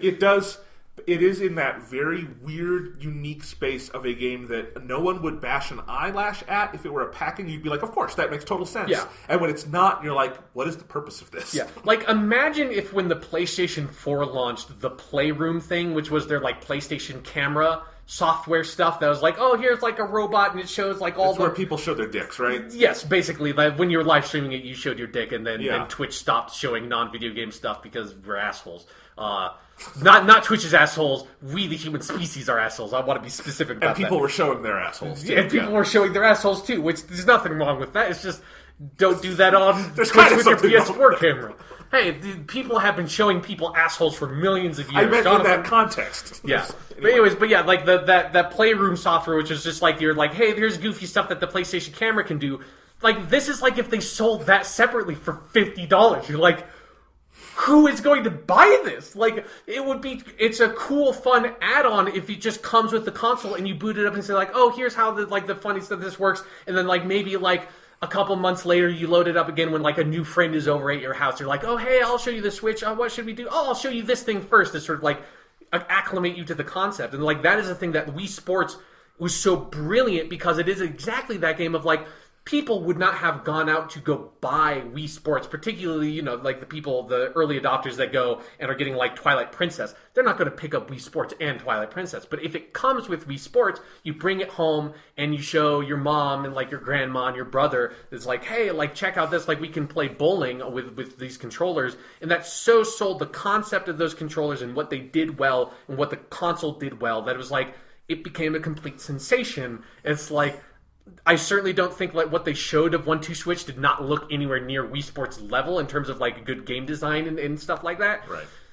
But it at least would have been something, and the idea of selling it separately is just so insane to me. It's insane, and I mean, now we're talking about it, frankly, the smart thing to do would make Switch Sports. You know what I mean? Exactly, like, and do that. Wii Sports 2, but with the Switch. Which I would like, because I really liked the Wii Sports games, and if they wanted to come back to that and do something new with it, that'd be cool, and I think this would actually be... Like, that is one thing I'm interested in is... Because the Joy-Cons and the general controller setup is versatile enough that you can kind of make any kind of game for this thing if you want, will we see more of that kind of thing? Or, you know, and I guess that's part of the issue with this conference is that you're not quite sure where they're pushing it. Yeah. Because really the ideal launch game for this thing is Zelda Breath of the Wild, because it is this big, significant title that you don't usually get at launch for anything these days. And it's the kind of game you can tell people would want to play at home, away, wherever. Skyrim is the same kind of thing having on there, which isn't... I don't know why that's not coming out till fall. That's another one that's weird to me. And maybe that's a Bethesda thing. I don't know. But we'll get to that. Yeah, so there's just... Yeah, I agree. And so they showed 1-2-Switch. Then ARMS. Let's talk about ARMS, which is also... This blew my mind when I saw this price point. It's a full $60 game. It so looked like a $20 downloadable title or something like that, which there are a couple, like that Snipper Clippers game or whatever, which I haven't seen a lot of video of, but I've heard like positive reception to. Like that's a $20 downloadable title. But what was Bomberman R? Is that a Super Bomberman R is a full $60 game, I believe. Oh wow, okay. Yeah, I have like the Nintendo site on my phone because I was looking at this stuff earlier, so I can check real quick for Bomberman. Super Bomberman. Oh, they do not have a price listed, although it does say releases March 3rd, 2017. So I don't know why Nintendo does not have a price for that on their website. That's weird because that's definitely a launch game. Yeah, yeah, it says it's a launch game. I've heard the price was $60. I might be misremembering that, but I'm pretty sure it's a full price game. But yeah, but ARMS is the other game they've shown that is using the technology inside of the Joy-Con to do something. And I've heard very mixed things about from people who have been at the events and actually played it. Like some people seem to like it okay, some people really didn't like it that much. But it seemed like a really simplistic sort of like 1-on-1v1 competitive game that you're like sort of fake boxing, although it sounded like you have to like, it's not like Wii boxing where it was just like, you're just sort of like flailing. It's a little bit more like specific, which sounds cool because it sounds a little bit more tactical. It also sounds like a little less cool because you're not trying to emulate actual boxing or anything like that. Like you're making very mechanical kind of punching.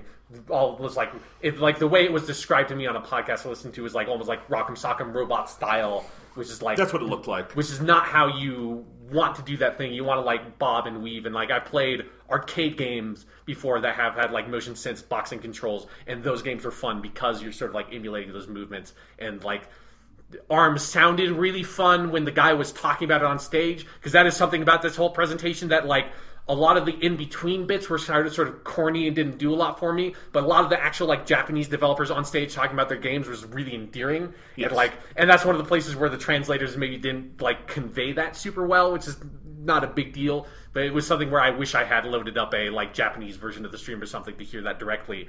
But like the guy like talking about ARMS sounded really fun and passionate, and he had this whole bit where he did like nobiru, which is like to extend your arm, and he would just like drag that word out really long, and like I liked him on stage, but when they were like actually showing the game and when I heard about people playing it, like it doesn't sound that good. It seemed like the kind of thing, again, that if you had it as a pack-in would sort of be a slam dunk. Yeah, like, if it was part of a Wii Sports and that was your version of like Wii or like Switch boxing instead, it sounds like that would have been really awesome. And who knows, it's launch window, but it's not day one. Yeah. And there could be way more to it than what we saw. Don't want to prejudge it too much. But yeah, based on first impressions, I wouldn't go pay $60 for it. It's not an incentive for me to buy the console necessarily. Yeah. And, some of that falls into just the general thing of what you see with launch hardware and some of the games that come with it. So, yeah. But that's one of those places of where it just felt like, if you didn't have all these, like, gimmicks in your controllers and, like, instead had, like, these people off making, like, proper video games, and, like, I hate to say that, but, like, at some point, it's like we have so been down this road for over a decade at this point that's, like, come on, like, just, like, have that, like, because, although, actually, shit to point out, like, ARMS can be totally played with a normal controller. Yeah. It does not need any of the motion stuff at all, which is, like, is part of, like, the point of, like, well, then why even have the motion thing if, like, if it's not necessary to how you play the game. But, yeah, so that's ARMS. I think Super Mario Odyssey was next. Yeah, let's save Mario and Zelda for the end, because obviously those are the big ones to talk about.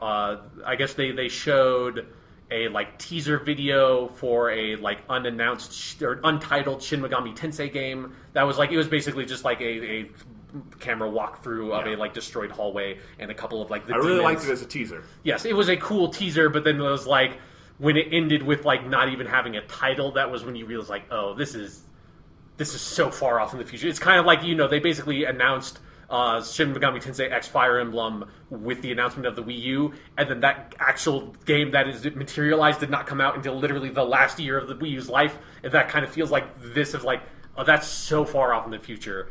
We'll see. I mean, I would guess that's just Shin Megami Tensei 5 because that's. But if it was just SMT 5, wouldn't they have just called it SMT 5? I don't know. We're getting to it. This is a thing that a lot of developers are doing, both Japanese and American, of being coy with just putting a preview with no title on it. I don't know why that's a thing, but that is becoming a thing in a weird way. But it was like it was just straight up like in Japanese text though. It was just like it basically said like the new project of Shin Megami Tensei. It reminded me of the initial Halo 5 tease, which was just called Halo. And they did that. Sure, yeah. And they were really coy for like a year. That's not necessarily Halo 5.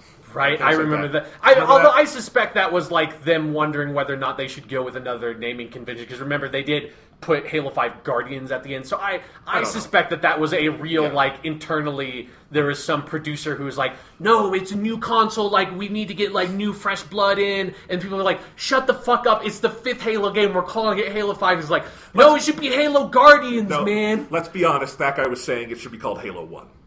Yes, that's what that guy was saying. You are right. That is what that guy was saying. He was saying it should be Halo 1. Yeah.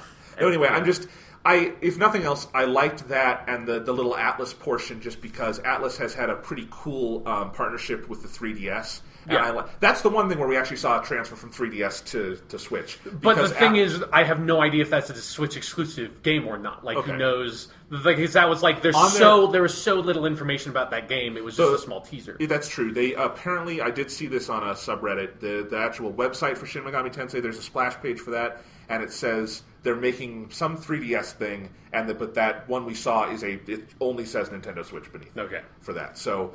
Not iron confirmation. Who knows? Because again, like that game is so far off, like in the abstract future. But yeah, But I just like that Atlas. I like seeing them there because that's been kind of I don't actually have a lot of Atlas games for my 3DS, though I like the ones I have. But they frequently have sales, and they have a shit ton of games on the 3DS. And if that continues, that would be, I think, a very good space for Atlas to produce games. So yeah, I mean, Atlas is a very prolific publisher. Like they push the shit out on everything. So yeah, there's that. There was Fire Emblem Warriors was Fire Emblem Muso. It's like Muso is like what basically the Warriors franchise, which is weird that like now I have seen the light of Muso of Dynasty Warriors, and I'm someone who like I really liked the 2 Fire Emblem games I played back in the day on the Game Boy Advance, but then I saw that and I was like, no, there's no Lubu in this. Like who gives it like Marth is okay.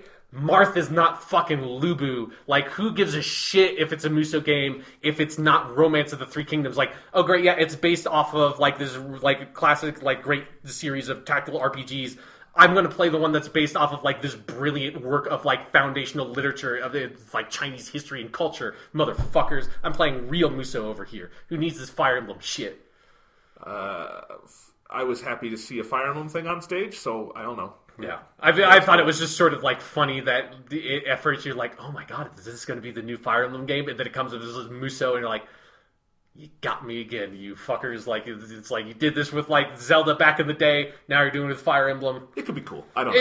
We'll I'm enjoying my time with Dynasty Warriors 8 Extreme Legends, but so as a Fire Emblem fan, I just liked the shout out on stage. You know, it was cool. Yeah, there's that. There was Project Octopath Traveler? That's the name of that game? Yes, Project Octopath Traveler, which is the best collection of words ever put into a video. And I love that was the one trailer they showed that was narrated by an English speaker. Not by, like, it was not the guy, like, translating over the Japanese. It was straight up, it was just English with Japanese subtitles at the bottom of the trailer translating what's going on. It was like, this is the fucking game that gets the English language trailer, and it ends with this, like, guy who, you know, after he said this, just went, like, what am I doing with my life? It's like, Project Octopath Traveler. It's like, oh, God, I need to talk to my agent. What am I signing my life up for? But that thing, as we know almost nothing about it, but it looked really cool. It was like diorama Final Fantasy, like old school SNES Final Fantasy looking stuff. I liked the way it looked a lot. I loved it. Yeah, that was a good trailer. Yeah. And Square Enix, I don't know if they showed any other trailers. They had a couple other games in the lineup. I know I Am Setsuna is getting a port at launch. Maybe not launch date, but in the it's launch window. I can bring up. It's on their. I think it's March website. Is what they said for I Am Setsuna, but there's some stuff like that, and that'll be the first other console it's come to because it's only on PS4 and PC. So anyway, so some things like that. Dragon Quest 10 and 11 were in there. It was a brief shout out. Yeah, but they were in there. which I'm obviously like Dragon Quest has never been that popular over here, and I just have never been into that franchise. Although I really like that demo of Dragon Quest Builders, so maybe I am into Dragon Quest. Who knows? Well, they just put out the 3DS ports over here in America of 7 and 8, and I'd love to try those sometime. But what I was going to say is like I have no idea if those are new games or like if they're older, like how old those are, because it's like I just don't know. I believe 11 is the new one in development, and I think 10 is fairly recent, but has not come to the US at all. Yeah, if I'm not mistaken. Because they announced those, and they also announced Dragon Quest Heroes, which is Dragon Quest Musou 1 and 2. Those are also coming to. I think 2 is a new one. They definitely already made one Dragon Quest Heroes game. Yeah, that's on PS4. Yeah, so those are coming to Switch also. So they did that. Which is like, of course, fucking Dragon Quest has been Nintendo for a long time now. They jumped the Sony ship back in like the PS2 days, and then it was like I think that's when we move on to Bethesda, which was we had a video of Todd Howard of Bethesda fame saying Skyrim is going to be on the Nintendo Switch. To everyone's shock and alarm, who would have anticipated? What piece of evidence could they have possibly laid in our path before this that Elder Scrolls V Skyrim could possibly come to the Switch? But yeah, like Skyrim's coming out on the Switch. It seems like I'm going to be interested to hear. Like it's not the special edition version because it's not going to be able to handle just like the sort of the graphical updates of that. But like I'm curious to hear like.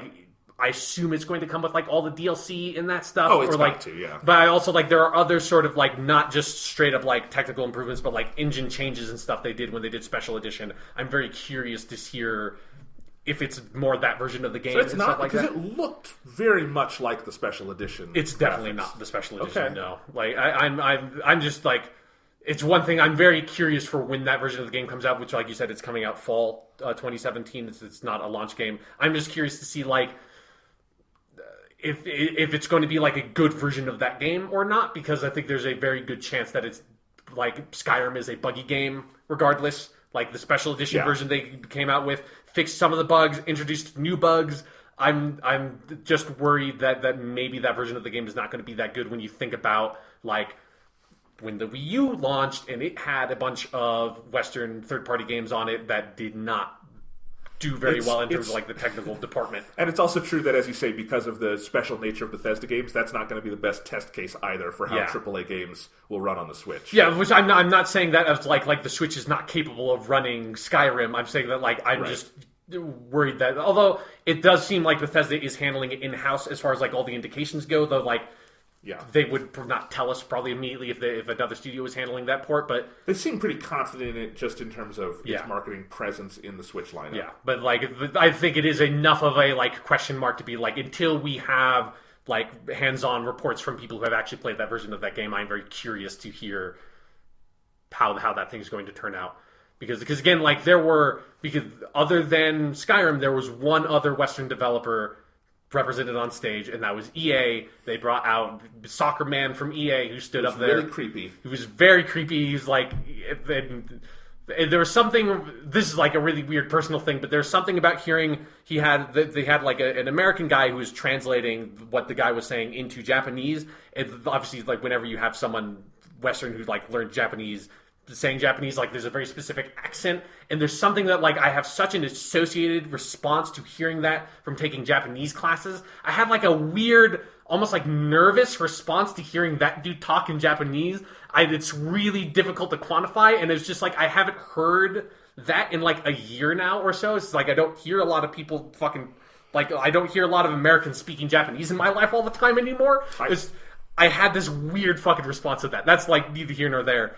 But that guy was talking about they're going to have FIFA, I guess it'd be FIFA 18 is going to come to the Nintendo Switch. And I have heard competing reports, and I don't know if like how much of this is people speculating or not. It's like there's an element of a lot of this launch stuff of like there's some things that are like really hard to sort of get concrete information on that's kind of frustrating of whether or not FIFA 18 on the Nintendo Switch is going to be the same fundamental game as FIFA 18 on the PS4 and the Xbox One, or if they're going to do what sports games have done for years and years and years now, like decades now really, which is have the Legacy Edition, which is the edition that is on the old console that does not have like the gameplay improvements and stuff, but is just like whatever the last version of FIFA was for like the PS3 or whatever, or the 360 or the Wii U, and just like update the roster instead of updating all the gameplay elements. I have not heard specifically one way or the other, but like that's one of those things of like, I'm also curious, like, is EA going to take all of their sports franchises and put it on the Switch at some point? Because, like, they did that for the Wii for a long time, and then I felt like they did that for the launch of the Wii U, more or less, and then, like, I don't think they put more of those out on the Wii U, really. Maybe they probably put FIFA, because FIFA has such a worldwide appeal. But everyone ditched the Wii U so fast, because it kind of arrived. It was dead on arrival in terms of sales. So it'll be, I mean, a lot of that is going to be how well the Switch sells out of the gate, But it is like, it was not a strong, like, show of confidence by any Western developer of, like, Bethesda going up there and saying, we're putting our 5-year-old game out on this, which is like, hey, Skyrim is, in my opinion, the best game they've made. I would like Skyrim to be the game they put out, but it's like, it is interesting that they're just putting, like, it's not Skyrim and Fallout 4 or just Fallout 4 or something. It is Skyrim that they're putting out on it. And then EA's up there and, like, all they talked about was FIFA. And fucking Ubisoft wasn't even on that stage. And Ubisoft was like, Ubisoft will show up to, if you put out a fucking video game console, Ubisoft will come up on your stage and they'll put something out. They'll put some Raving Rabbids bullshit. They'll put something on your console. Like, they have supported everything. They supported, like, the Wii U for way longer than anyone else. Like, they put fucking Zombie U out on that thing.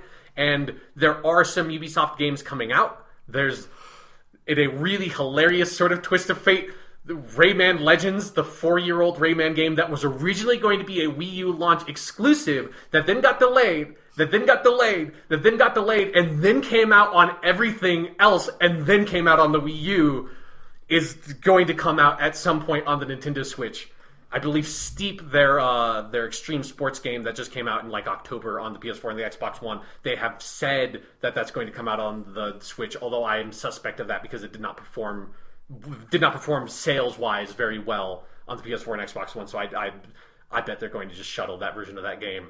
It's hard to know with Ubisoft because they don't have anything super high profile at the moment. Like, because when the Wii U came out, they were able to say things like Watch Dogs coming. Like Assassin's Creed 3 was at the launch version of but there was Wii U. no Assassin's Creed this year, and Watch Dogs 2, no one gave a shit about. So it's Watch Dogs 2 already came out, and like they're not going to fucking put that on the Switch. There's no upside for anyone on that. Yeah. So yeah, there's some weird things. Like, I feel like if they had an Assassin's Creed announced on the horizon, that might have been what we would have seen, but who knows? It might not have been able to handle that either. Yeah, it's a weird... The Switch is in a weird situation because the Wii U could, for a little bit, kind of hang on with, like, Watch Dogs and stuff, although I don't even know if that Wii U version of Watch Dogs ever even really came out. It did come out. Okay. It did not... It wasn't good. Yeah, I wouldn't suspect so. But, like, the only reason why that happened is because that was, like, close enough at, like, the bridging that, like, people were still putting out old versions of games on old consoles for a couple of years, for like the Xbox 360 and the PS3. That's not happening anymore, so I don't think like porting something to the Nintendo Switch that is made to be played on the PS4 and the Xbox One and the PC is like, even in terms of, I think, like the actual like technology of the hardware, in terms of the style of hardware it is, as far as my understanding of it is, it's actually easier than the Wii U, but in terms of the power of that hardware, it's like that gap is just as wide as it has ever been, and there's no reason to try to bridge that gap anymore other than just the Switch. And so, like, I don't think you're going to really see ports of those games. But, like, even regardless of that, I just don't think you're going to really see many, based on what they showed here, I don't think you're going to see many Western developers support any sort of Switch game at all, like port exclusive otherwise. And I guess this is something that I don't think that inherently has to be an end-all problem. I think there are things that the Switch will and can be very good for that they could push, and I wish there would have been a little segment on this, which is stuff like indie games or things like that. Sure, that will not rely on the power of the system to that kind of degree. And, something like, I'm not saying like they had to do this game exactly because it's been out for a year, but like an I Am Setsuna, something like that to show, these games that, big developers are starting to have, those studios that make the smaller things, and showing that can be on there, those kind of games of the world. And they did actually have a big sizzle reel of third-party games. There were a couple of those kind of things in there that I thought should have been pulled out and talked about more. Yeah, I mean, that is the kind of stuff that, like, if you had... I can't think of anything off the top of my head, but, like, some, like, new indie game that is in development that is on the horizon of, like... I mean, then they did have Has Been Heroes, which is by Frozen Byte, that they made Trine 1, 2, and 3. Though we don't talk about Trine 3 because nobody liked that game. But, like, they are making that Has Been Heroes game that I think is also coming on PC. That's another place where it's, like, really hard to get, like, solid information on everything about that game. But, like, that is in development for the Switch. It was playable at the Switch events in New York and London, but they didn't talk about that at all on the stage. And it's like, you needed something for me to be like to grasp onto and like for you to put this out of like the Switch is a home for people that are making indie games. You can bring them here, like, and maybe it will be, but they need to fucking say that. They need to have, you know, what the Sony's brilliant move they did when they announced their console of just having like a dozen indie developers on stage all just playing their game in this like big like panoramic thing of like, and we've got like the Galaxy over here and like this zombie game over here and like The Witness, and we've got like all these games of like all these indie developers are coming to our console, and that was such a brilliant power move. And it's like the Switch doesn't need something that's sort of like flashy because we know that indie games are here. We know like they are big. It's a big market. It's a big thing. But you need something that says like these people are going to come and make games on our console too, because that a lot of those indie games are by their nature smaller, and if they are smaller, they tend to be sort of more simplistic to play, which is the exact kind of game you want on a portable device. Is the one thing that like the saving grace of the Vita after like Sony basically abandoned it in terms of like them developing games for it, is that every fucking indie developer under the sun wants to put a game out on the Vita because their games are really good portable. And the Vita is a great machine to play like fucking Thomas Was Alone or whatever on the go. And you want to just like put an hour into that game like on a train or something, you can do that. That is such a great market for the Switch to get into. Hopefully the Switch will get into that, but like they needed to put something on the stage. They needed to at least talk about it a little bit, and they didn't talk about it at all. And I thought that was a huge missed opportunity. It is, you know, Nintendo has a weird thing that I wonder what they're going to do with their marketing in this kind of press conference, because they fundamentally, you know, don't play the same kind of press conference game as everyone else is doing with like their Nintendo Direct stuff. And part of that is that they don't have a lot of third-party people on stage a lot. They don't make those... and, you know, a lot of people are clearly developing for the Switch in this first year, but even a lot of that we just didn't see this week.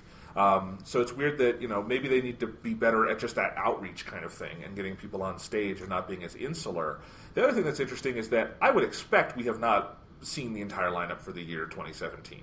And part of that is just that Nintendo very frequently does not show a game until it's done and they're going to put it out. It's very rare that you get the kind of Breath of the Wild or Zelda thing where they announce it 3 years ahead of time and then keep giving little teases, and that really only happens on their absolute biggest games. Otherwise, you get a lot of games that are often very good on the 3DS and Wii U and things like that they just announce, and then 3 months later it's out. Like this year they had Kirby Planet Robobot and Paper Mario Color Splash and things like that, and those are in development, and but until that is like done and ready to go, they're not going to say a goddamn thing about it. And I'm okay with that, but I also wonder if it's the smartest strategy for a launch if they have some of those things that are probably in development and maybe they're saving for an E3 announcement or something, or a summer push or something. But you know, some of those roadmap marks aren't there yet. Yeah. So another big game that I just realized we didn't talk about, which is insane we didn't talk about this, because it is like the biggest Switch exclusive game that is coming out before Mario, which is to say is effectively the only Switch exclusive game that they talked about that is coming out before Mario that is not at the launch, is Splatoon 2. Oh, right. They're making a sequel to Splatoon. The video indicated to me, and I have heard a lot of impressions that are like, it is very good. It is also like very much more Splatoon, which is like, you know, I've never played Splatoon, so I can't speak to it, but it is like, it feels like they could have probably just called it like Splatoon Switch Edition with like a bunch of extra weapons. Well, and here's the thing. So they've got Splatoon 2 and Mario Kart 8 Deluxe. Yes, yeah. Which weirdly they didn't show in the main conference, Mario Kart 8 Deluxe, which is a little, not that it had to be the center of everything. It's just that game's going to sell. You know, it's Mario Kart. Yeah, Mario Kart always sells like way more than you would ever think. It sells ungodly amounts of money. Right, and I think it could be a boon to that system. And so the rumors were all, and what we had heard is that they were doing basically a Splatoon port. Yeah. They decided to call it Splatoon 2. I don't think that's necessarily a bad strategy, because let's back up and remember, and this is also true to talk about with Breath of the Wild as a launch game, most people don't own a Wii U. Yes, it will be new to most people, even to some Wii U owners. I'm a Wii U owner who buys most of the major games. I've not played Splatoon. I will probably play Splatoon 2 if I have the chance, because it's supposed to be really good, and that would be the version to play, right? Yeah. But, you know, it'll be new to me, too. So, yeah, I think they could have gotten away easy with calling it Splatoon Deluxe or something like that, or Splatoon Switch Edition. They decided to go Splatoon 2. That's interesting. It also makes me wonder what they're doing with Smash Bros., because all reports are they're working on something Smash Bros. For the Switch. If it were just a port of the Wii U game, I would expect we would have seen it. We didn't, so who knows? That could also be something they're holding off for the summer as a surprise. That would not shock me in the slightest. But yeah, so I don't know. What do you think about them calling it Splatoon 2? I'm fine with it. It's one of those things where it was just felt like, because it was one of those things where there was just so many fucking rumors before the Switch came out. We made fun of that at the top of the podcast. But it was like for a very long time you were hearing all these rumors about like Splatoon is like it's an updated version of Splatoon that has like some new weapons and a new map or two that is going to come out on the Switch. And then like it's the same thing with like Mario Kart 8, and you like saw glimpses of that in that one video they put out. And then it like comes out. It does feel like, I mean, it sounds like the additions of like the new maps and the new weapons to Splatoon 2 sound like it's more substantial than what they added to Mario Kart 8, but it does feel a bit weird of like, why are these two things getting like this like different treatment when they do feel fairly similar in terms of like how they have been updated and changed? Yeah, and look, it's very smart for them to port those Wii U things over, because as I said, very few people own a Wii U. And Mario Kart 8, while being one of the highest selling games for the Wii U, and may have one of the historically highest attach rates of any game ever for a non-bundled game, is still like the lowest selling Mario Kart game. So I think it's smart to do that. And, I own Mario Kart 8 and all the DLC. I would happily probably buy that again because it's got the new stuff, and I would happily have it to play on the go and more multiplayer stuff. So, I did think it was so Mario Kart 8 Deluxe is coming out April 28th. Yes, yeah. It's one of like the only games past, I think it might actually be the only game past the release date that has a like firm release date. Right, and I think it probably makes sense not to put that out day one just to not cannibalize Zelda, but I don't know if a full 2 months later makes sense. Who knows? But I think it's fine either way. I mean, because there's like 5 games coming out of the launch of this console. Like it is. Well, here's the other thing they didn't talk about. Yeah. Is virtual console stuff.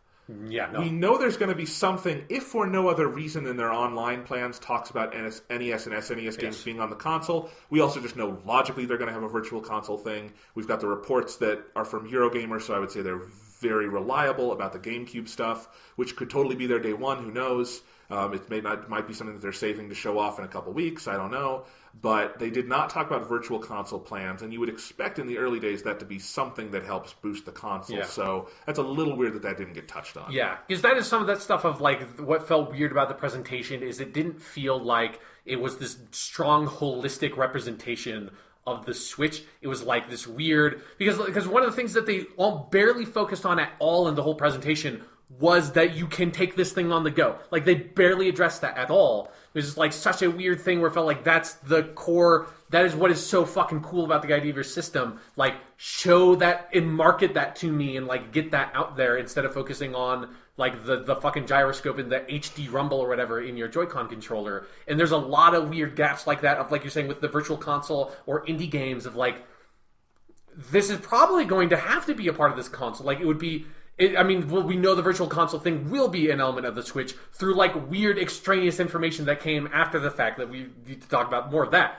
But, like, have that on stage and be like, here's what the, like, look how awesome this is. Like, this is, like, this, like, really great-looking version of Super Mario World that you can, like, put up there, and it's got its save states, and then when, like, you're like, oh, shit, I need to go get on the bus, you can just grab this, and you're still playing Super Mario World. Like, again, fucking... One of my favorite things about the Game Boy Advance was all the great Super Nintendo games that they put on that system, because those games are brilliant on the go. Fucking put that in your presentation and, like, market that to me and make me excited about it. I definitely don't know how there wasn't a PS4, like a Sony style. Sony is so good at showing those kind of gameplay demos. Yeah. And people, like, on different sides of the stage, or like when Microsoft showed off Forza Horizon 3 and they had the people playing on the PC and the Xbox with the different control setups. There should have been someone on stage with the Switch, like, pulling it out and being like, now I'm playing it here. Like, that is such a... They had so many bits that they had of, like, that Splatoon 2 guy was fucking awesome and was so let down by the translators because he was so all over the place and cool and energetic.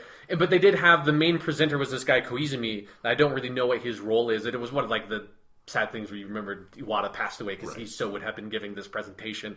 But he did a very good job. But it does feel like, how do you not cut back to the stage and have this dude just, like, laying on a couch, like Shuhei Yoshida style, just playing the thing on the TV, and he's like, oh, hey, sorry, like, then goes and, like, grabs it and gets up and keeps on giving his presentation or something. Like, it's so built to have those kinds of gimmick, like, stage moments, and they did some of that kind of stuff, but it does feel like they mixed a trick with that one in particular. All right, so what else do you want to talk about before we get to Mario and Zelda? Suda 51 was on stage. stressing the hell out of his translator, talking about he wants to make a new No More Heroes game that's like a sequel to No More Heroes on the Switch, but like they haven't started making it yet, and it's gonna like have some wrestling. It's like it was so hard to get a sense of what he was talking about. I thought it was one of the most weird sort of meandering things I've seen in a video game press conference since like Pele was on the EA stage of like, why is this segment in here? Like, I get Suda51 is a very popular developer, particularly in Japan. I like the dude. He's got personality. I've not liked a lot of the games he's made that I've tried, but like, I like him as a developer and his presence and like what he brings to the table. It's like, save him for when he has a fucking game, Like, that just, it felt so, especially because it, like, this presentation was so thin on actual games being shown and played and like pitched. It like an actual game there being pitched to you, that it felt weird to be like fucking have. I would rather have you be showing Mario Kart 8 Deluxe right now than have Suda51 on stage talking about a game that's not even being made yet. Actually, now that we talk about it, Mario Kart 8 Deluxe would have been the perfect game to show for a couple of reasons, because it would have worked so well as a demo for on the go with multiplayer. Just take it out and show a bunch of versions of it, because there's a kind of shared knowledge of that game. Show a person with a tiny little wheel with the Joy-Con in it, because they have one of those fucking Wii things. Of like, I know there are some people that like to play the Mario Kart Wii stuff with the wheel thing. I could not stand playing that game with motion controls. Give me a fucking GameCube controller any day. But I would have loved to see a full-grown man on stage with like a little tiny wheel, just like, here. Yeah. No, that's, So, what else did you want? So we said Suda51. Suda51. I'm trying to think if they showed any other game stuff on stage or not. I think we hit it all. Yeah. I think that's probably it. And I don't think there were any other like Has Been Heroes was one of those that was like talked about. They did have a sizzle reel that was pretty dense with cool stuff, like they're porting Dragon Ball Xenoverse 2. There's Sonic Mania, the new Sonic Generations game. They had I Am Setsuna shown in there. They had a bunch of other third-party things. Disgaea 5 Complete, Fast RMX, Farming Simulator, Minecraft Story Mode, Puyo Puyo Tetris, which is the first time that game has come to the West, I think. That actually looks pretty cool, too. That looks cool. Rhyme, Siberia 3, I don't know what that is. Like it's Project Sonic 2017, NBA 2K18, Lego City Undercover, which is like, it took me a long time to remember that used to be a Wii U exclusive game. That's also will be out on the Switch. I Am Setsuna and one of their 5 launch games, Skylanders Imaginators. Right. So if you want to play Skylanders on the Switch, you can get some of that is just launch fluff, but some of that is substantial enough that I thought it should have had a bigger presence. Sure. I mean, a lot of it is like ports of games that like some of those like Rayman Legends are like 4 years old. Some of them are a couple months old. But yeah, like some of like if you don't have a lot, at least show what you have instead of trying to show what you don't have, which is like what they were doing with Suda51, But frankly, even something like Sonic Mania would kind of be another perfect game to do a demo of. Yeah, because that game is not out yet, like has not come out on any system, unlike most of the other games like Disgaea 5 and stuff like that has been out on systems for years. Yeah, Sonic Mania has not come out yet, or like Project Sonic 2017. Like, even if those are multi-platform games, those would be cool to show. Yeah, they'd be cool to show because they haven't been on other stages, and fucking Sony and Microsoft do that all the time of showing a third-party game that's like a year or two out and just like kind of like not really saying, of course this is going to be multi-platform, but we're not going to tell you. Like, I'll say also, like Sonic Mania, it'll be coming out after the Switch launches. That will absolutely be the platform I buy that on. Sure, yeah. Like, perfect place to play sounds that like it would probably be a really good portable game. Yeah, so just, there's more that I thought they could have pulled out, even if a lot of that is ports or launch fluff or whatever. So there's that. But they had Mario in the middle, and they ended the presentation with Zelda. Which one do you want to hit first? Mario Odyssey? Sure, Super Mario Odyssey. It made me so happy. I'm sorry. There's other than Persona 5, which I know is just in a class of its own and is a different thing. Yes, it's going to be very hard for any other game to make me that excited in 2017. And we've got a lot of good games coming this year. Just, you know how much I love Mario. Yeah. The big 3D Mario games are rare. And we haven't. The last one we had was on the Wii U in 2013, and that was a sequel to the 3DS game. Yeah. So, if you really can go back to Mario Galaxy 2, which was 2010, so it's kind of been a while. And this one, my tweet about this was that it looks like every Mario game past and somehow future mushed into one and looks fucking crazy. And it looks beautiful, and just I can't wait. That game looks insane in the way that I want a new Mario 3D game to look.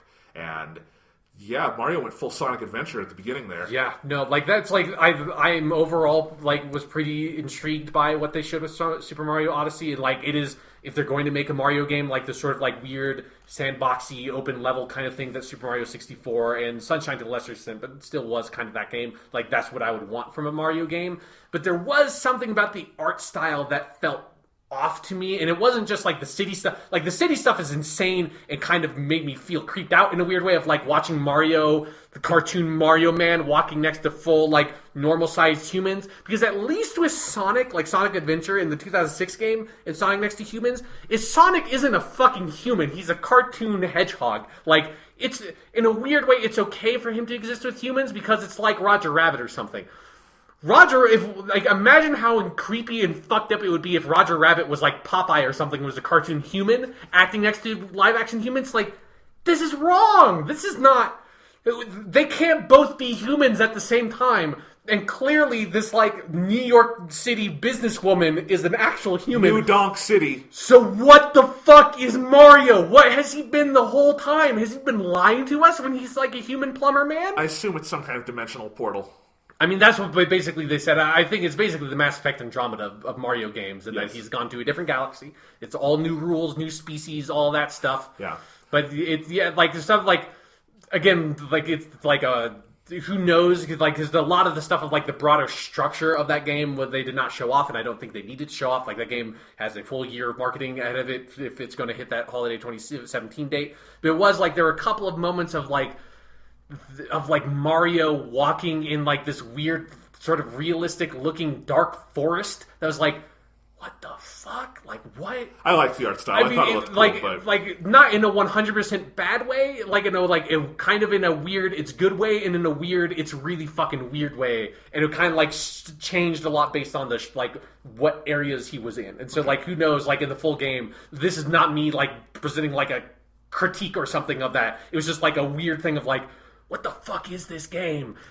Well, and I like that with Mario because it's like the best thing about the 2000s Mario's games is that they are at their best when Nintendo just decides this is where we're going to get creative and throw it all together, whether or not there's one unifying aesthetic or not. So like the Galaxy games are basically, by the time you get Galaxy 2, it's like a series of different game styles that they're just doing, and Mario 3D Land and World were crazy, and I like that's the one of the things Odyssey that was the most disappointing about Super Mario Sunshine is that it's basically all set on that island with that tropical island art style. At least all the parts of that game I got into, which I played like over halfway through that game when I got it, and so like it is certainly a plus on for me of like that they showed a bunch of different crazy environments and like Candy Land and Forest and New Donk City, which is like the thing that has been torturing me so much since I saw that, Jonathan.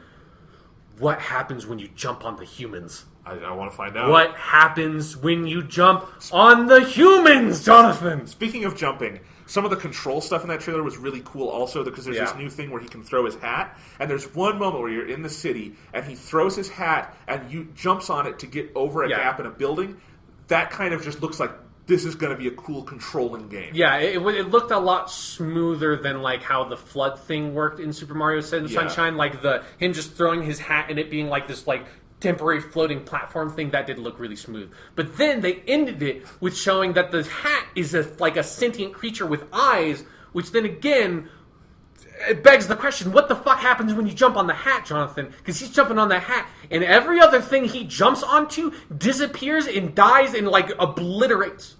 Maybe one of the dimensions you go to in this game is the dimension where all the things Mario jumps on get like transported to. It's Mushroom Kingdom hell, and just like they just like devour Mario alive. It's like it becomes a fucking Greek tragedy where he has to like go to hell to save Princess Peach, and then he can't look back, and then he's about to escape, and he finally gives in and looks back, and then Princess Peach gets dragged back to the pits of hell. Is that what you're telling me, Jonathan? I think that's where we're going. Okay, because I want to play that game. I was thinking specifically of like the Hitchhiker's Guide to the Galaxy chapter where you learn that all the ballpoint pens in the universe that you lose go to the same planet, or there's the mattress planet, or things like that. Yeah, the as Douglas Adams says, the concept of infinity is very powerful. I really like the look of their pimped out Bowser. Yeah, that man has gone places, and it's another step they have gone that like with the Mario franchise for me that at some point I'm just rooting for fucking Bowser because that's a classy looking dude. Here you have this scruffy fucking plumber man who wears his dirty plumbing trousers and overalls all over the place, never takes them off. And this is a guy who can dress up. What does Peach see in Mario? Bowser is this go-getter. He's proactive. He dresses well. He's a single father who's raised a son all on his own. He plays all these sports. I think they changed the canon that they're not his children, okay. The ones from Super Mario Bros. 3. But just Bowser is this amazing person. Mario is this fucking plumber that sits on his ass all day, and then every once in a while he goes out and jumps on some fucking mushrooms. One of them seems like a man you want to live with.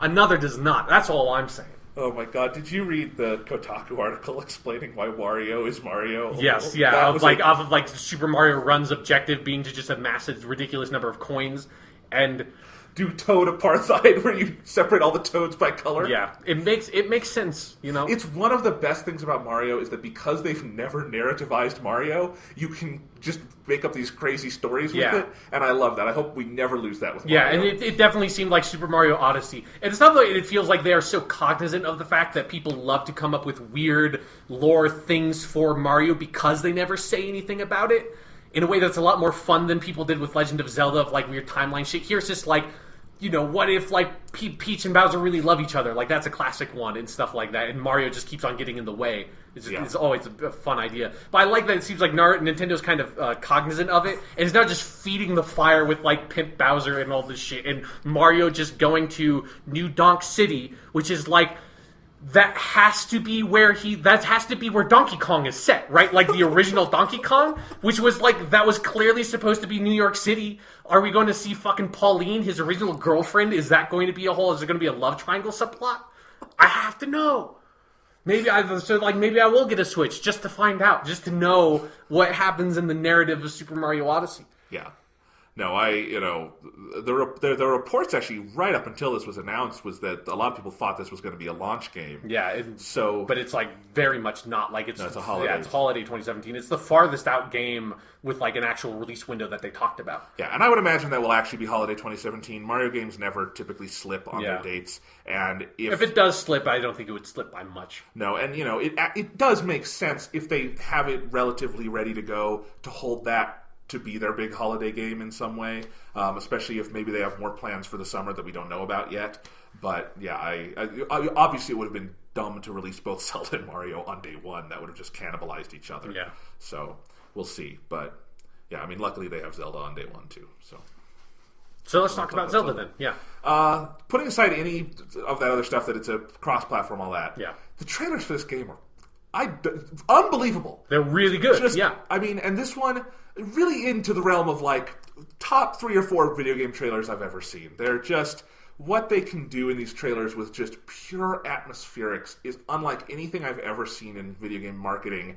And then this one particularly just has a minute and a half of mic drops at the end where they're right, you've seen nothing of this game. Right, and let's just show you a quick reel of all the things that you have not seen and we're probably not going to show you until the game actually comes out, including what seems to be fairly prominent use of voice acting that in Japanese at least is fucking amazing, and in English was okay. I never saw the English trailer. They did. It's okay. I wonder who voice acts Zelda.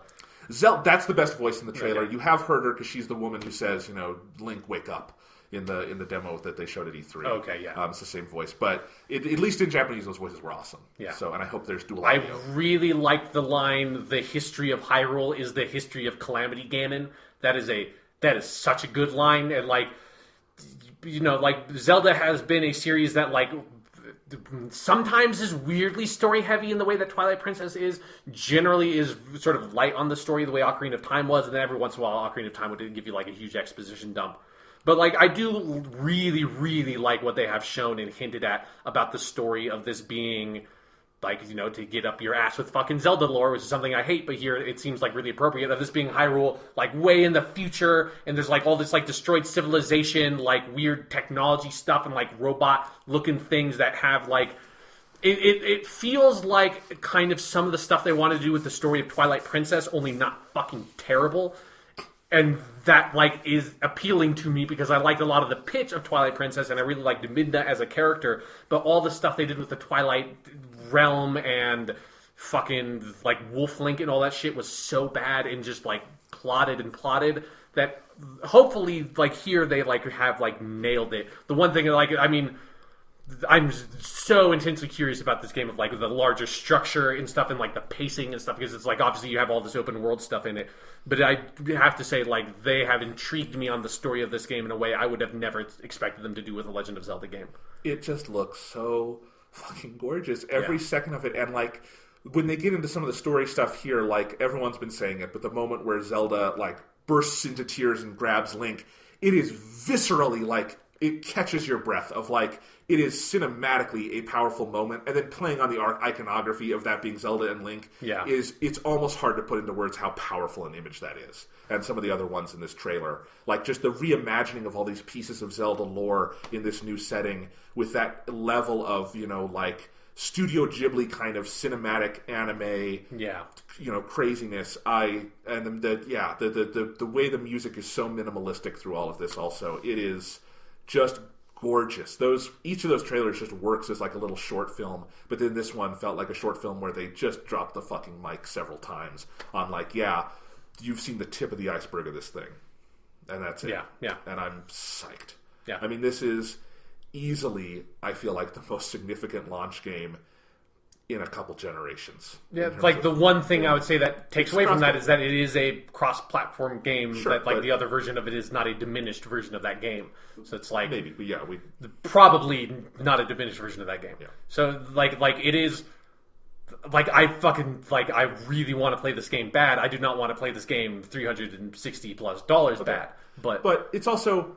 It's cross-platform for a system that very few people have. So I do think although, like, I mean, over 10 million people have, and, like, I bet you the vast majority of the people who buy the Switch at launch would be people who own Wii U's because they are the Nintendo faithful. Like, they're almost undoubtedly going to sell out their, like, pre-launch, like, launch orders. Like, that's every console does, basically. And so, like, it is something that, like, I'm really curious to see how that affects it, you know? Yeah. How that split goes of, like, because also, you know, like, we are in the digital future. You can't underproduce the Wii U version of Legend of Zelda the way they did with the GameCube version of Twilight Princess. So like, I'm curious to see how that's going to affect the dynamics of how that stuff sells. Sure, but yeah, I mean, it's just I'm so excited for that game, and yeah, I could technically just play it with my Wii U. You should play it with the Wii U and have the Switch come out and wait to see if there are any problems with it. But I want to have a Nintendo Switch. I get these things. I also have a podcast where I talk about this stuff. I understand I'm in a different situation. You know, we could think about those recommendations, but, you know, I am excited to have this be the first thing on the new hardware. Okay. I'm just saying that from a logical, rational point of view, you're making a mistake.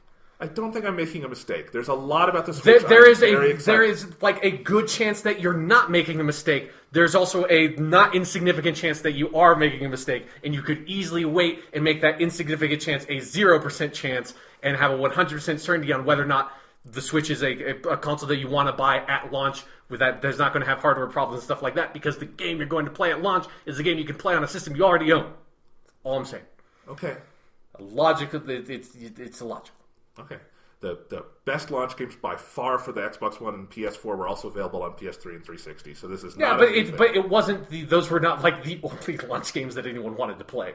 But they were the only ones worth anything. The best launch game on the PS4 was Assassin's Creed 4 Black Flag by a country mile.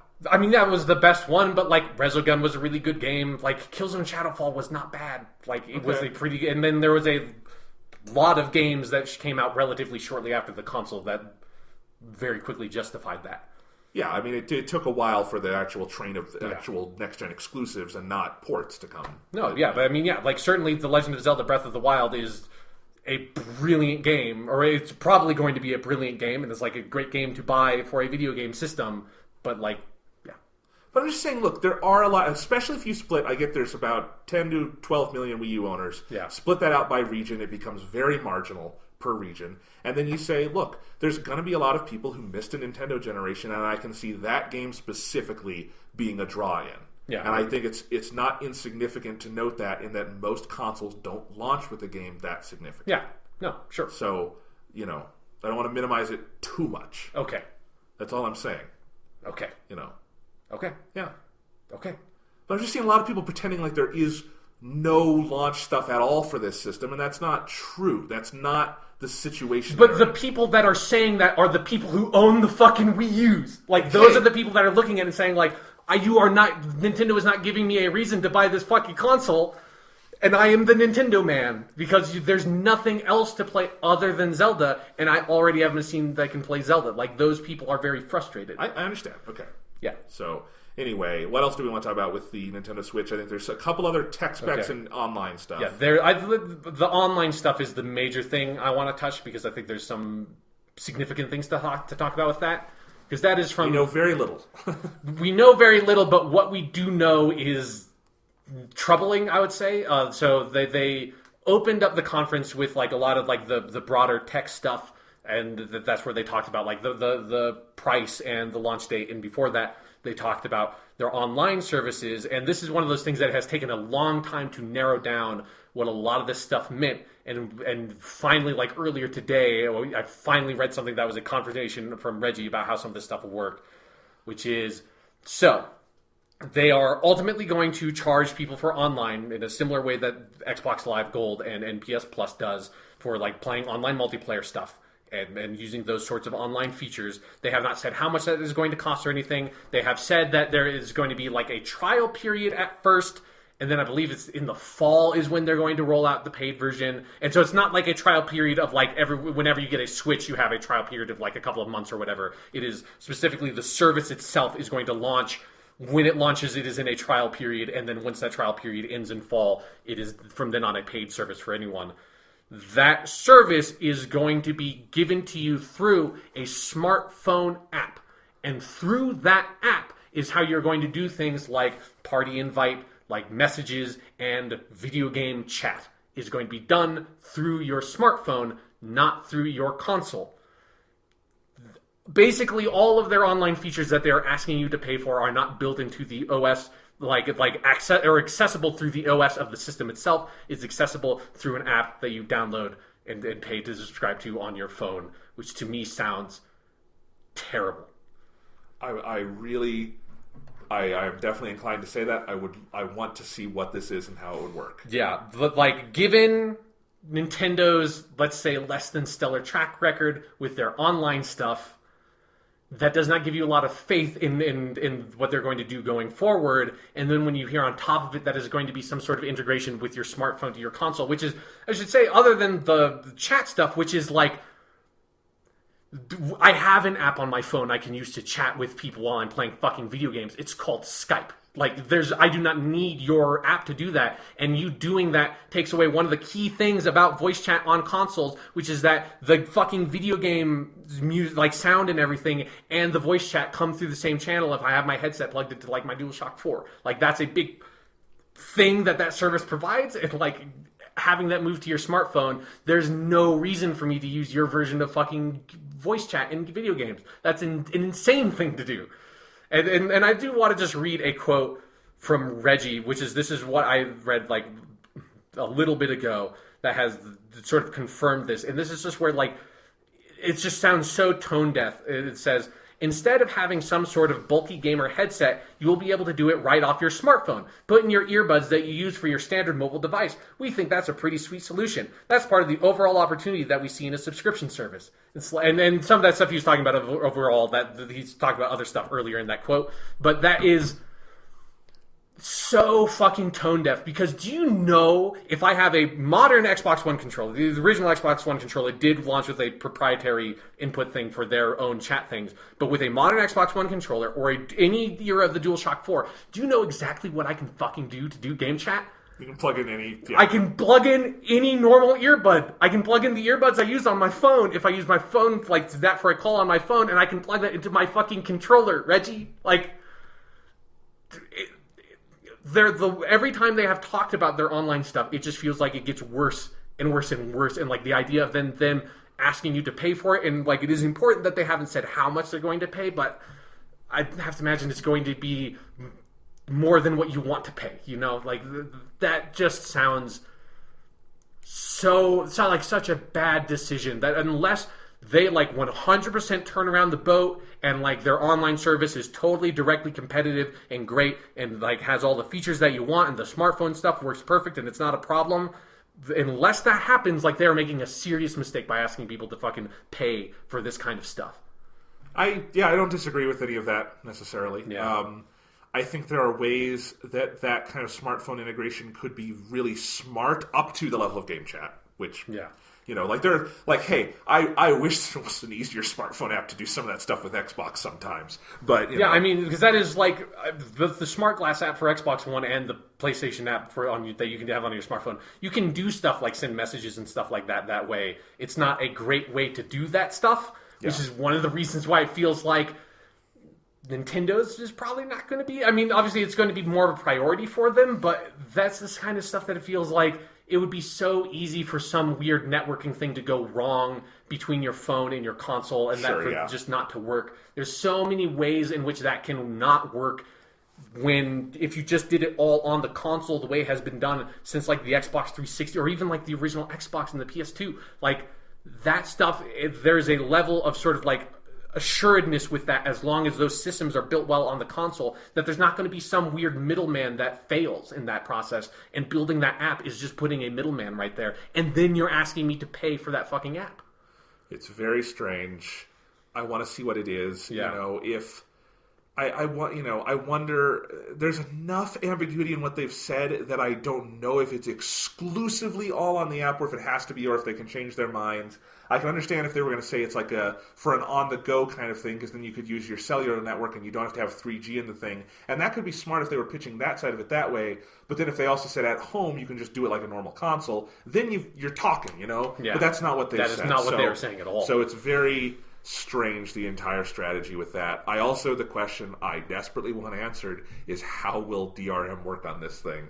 Because the way it's worked on the 3DS and Wii U is it's tied to the console itself, not necessarily to your ID. They've started to change that in that for a year or two now, they've started doing that conversion process where you take your whatever ID you had before, it becomes your Nintendo Network ID, your My Nintendo login and stuff, and now you can like buy games online and it'll go to your console, and very modern in that way. And so I would think it's possible they're moving towards that, but they didn't say anything about it. And I would be very disappointed if it's another case where with the Switch, if I buy a game digitally, I can't just download it to like 2 Switches or something. Because there's certain things that I kind of like about the way they have storage on this thing. So it comes with 32 gigs as a base, but you can put internal memory. You can use your micro SD cards, and that's good. That's a cheap non-proprietary memory that you can put in and put as much in as you want, up to, those come into about 500 gigs now. And you could obviously even have a couple if somehow you had too many games for that. So there's things like that. But how much you want to buy digitally with Nintendo, you also kind of have to take your foot off the gas if it's going to be the exact same as it is on the 3DS and Wii U, and we don't know yet. Yeah, and a lot of that online service stuff, like that is exactly the stuff that I was like looking for this presentation of, like, how are you going to address this? Because this has been one of my biggest issues with Nintendo machines that I have used in the past, is I did not like dealing with online stuff at any point with any of your machines. That's one of the reasons why I never got a Wii U, is like seeing that stuff. And so like, that's one of your things you need to fix. And for like one of the first things they said in the conference would be, and it's going to be a paid service that is handled through an app on your smart device. It's like, what the fuck are you talking about? And then did not say anything else about it. It's like, this is where you need to have a strong, like, comprehensive presentation about, like, here is how our online stuff works, here is how it is better than what we've done before, and like why it's good and why you should pay for it. And it's sort of like some of the stuff where, like, not bringing that stuff in depth at all is kind of what's so troubling about it. Because as much as they had to say about it, Nintendo is the only video game company on the fucking planet that when they make a thing, they have to come out and say that you can play online multiplayer and send messages like it is a selling point. That's like, because it has not been a thing that they have done well in the past, and for them to have to reassure you that they are still technically doing that is a thing that they have to fucking say. Sony and Microsoft did not go up at the beginning of their conferences and say, and you can play online multiplayer on the PlayStation 4. They didn't need to say those words because everyone just assumed it. And so when you're in that position like Nintendo was, you need to give me something to reassure me that you're handling this well. And everything that they've said about it tells me that they are probably not handling well. And one of those other things, which is something they did not say in the conference, but has since come out afterwards, and there was a big kerfuffle about how this all worked, and we now have it clarified, is to sort of justify, this is something else that Reggie said in that the quote that I've read, but it was cut off from the beginning, to justify how their online stuff is going to be paid, they're going to do something sort of nominally similar to what the PS Plus has been doing since the PS3 days, and Microsoft started doing with games with gold on the Xbox One, which is to offer you old games that you get for quote-unquote free as long as you're subscribed to the service. The thing is, the way they are handling it is each month you will get access to one NES or Super NES game for that month, and then once that month is over, you no longer have access to that game, and if you want to continue to have access to that game, you now have to go buy that game from the Virtual Console. And that is so unsatisfactory. That is so below what Sony and Microsoft are doing with their comparative services that this fucking online thing better be like $10 a year. Because if it is not, this is fucking insane. Yeah, I mean, there's still a lot of stuff we have yet to see, but definitely some of those core details, especially that one you said. If you're putting your hands and eyes over your ears and everything, and you're saying, there's nothing else. It's just Nintendo on an island, and you're like, oh, maybe that could be cool. But then obviously you see, no, we live in a world where you're competing with PS Plus and Xbox Live Games with Gold. Yeah, and then which both give you multiple games that, like, 3 games that came out in this generation of games. That, like, then once you get them, as long as you subscribe to the service, you have them in perpetuity until, like, Sony and Microsoft dissolve at some point in the future. It's like, and I'm not saying that, like, every game that is on those services is great. Like, I think that is an issue that Sony has had for a while now, is that I haven't played a PS Plus game in a year. Like, the PS4 is at a point where it has a library that is robust enough that they really need to start kicking up what they are offering on that service. But still, I would rather take Day of the Tentacle remastered than to have, like, access to fucking Super Mario Brothers for a month. Like, we're talking about games that are, like, over 20 years old that they are saying that's like you will get access to one of them for a month. Like, and a lot of those are presumably going to be games like Link to the Past. That's like, I have Link to the Past on the Game Boy Advance, or people have Link to the Past that they bought on Virtual Console before. Like, a lot of their really big marquee games, a lot of people already own them. So it's like, it's not a value add. And if you're asking people to now pay for this online service, and that's one of the ways you're compensating them,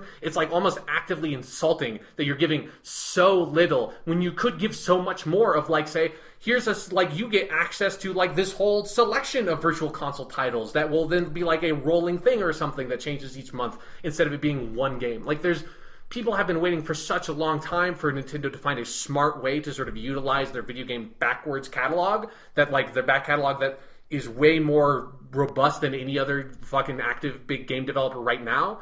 And this is not a way to do that well. Yeah. Again, yeah, I'm curious. If anything from this that we've learned so far, I feel like it's likely to change before launch day, like their plans. Like, if they pull, like, the Xbox One 180 that they did back in the day, that's probably the area it's going to come in, I feel like. I could also see accessory prices dropping or something if they feel like they need to do that. Maybe, the 3DS is a big exception, but in general, I find that, like, Nintendo's does not like to price drop their stuff that much. Like, yeah, I'm just saying I could see that almost as a reverse before it's out in stores. Then once it's actually out, because once it's actually out, then I agree they don't tend to price drop. In fact, I think it was Kotaku pointed out that the Wii U has technically never had a price drop. Yeah, it's insane. Like, you can get them for relatively cheap, but you have to get them used. Yeah, this is, like, really weird. Yeah. So anyway, that's the Nintendo Switch. Let's wrap up with some final thoughts. Yeah. Look, I'm going to be frank here.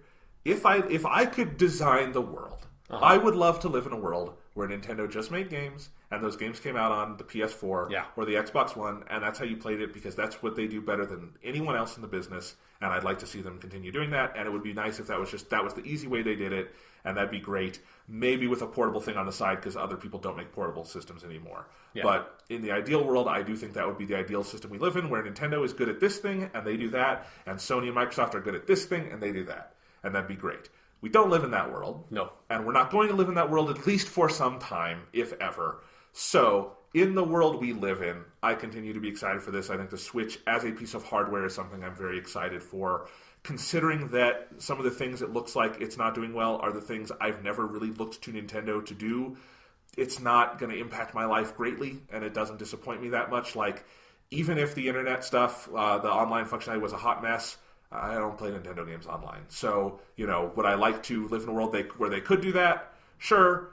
Maybe this is a paid service I don't even need to buy or something, when that comes out, and whatever. I mean, I've even frankly thought of canceling my PS Plus because I play so few PlayStation games online, and they don't release good games on PS Plus anymore. So, some of that has entered my mind too. Yeah. So, I don't know. I've thought about cutting back on that. But look, I saw some games I really liked. I know Nintendo's going to release good games. I love the idea of the Switch. It's kind of, at its core, what that thing is something I've always wanted. I'm excited to have that, and I was going to buy Nintendo's next console anyway, so, yeah. I don't know. For me, I'm someone that I have spent the last, 15 or something years of my life so desperately wanting to play Nintendo's games and love what Nintendo does, and every once in a while I get to play something, but, for a very long time, since basically I have probably halfway through the Wii's life cycle, Nintendo has just been frustrating me at every single turn of that.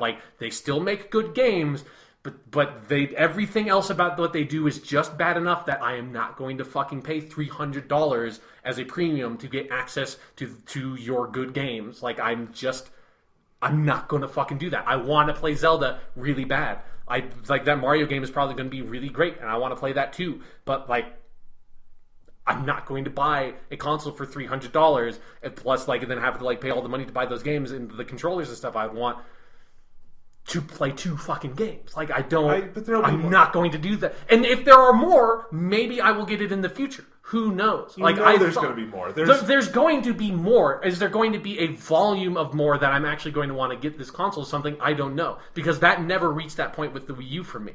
And so I get it, but another thing for me with these things is that there are a lot of games I wouldn't know about if I didn't have the system and was in the market to get it. But look, there are certain things that Nintendo annoys me with, definitely on their hardware side. It is also, if I'm just playing a game, it's oftentimes, when I open up my 3DS or something, that's kind of still in some ways the easiest I'm going to just play a game here, because it's still kind of free of some of the bullshit of modern gaming in some ways. And there are good things that come with that and bad things that come with that. But I just, for me personally, don't want to discount how much of my gaming life is still on Nintendo systems, and that I don't think they've become, I understand there are frustrations.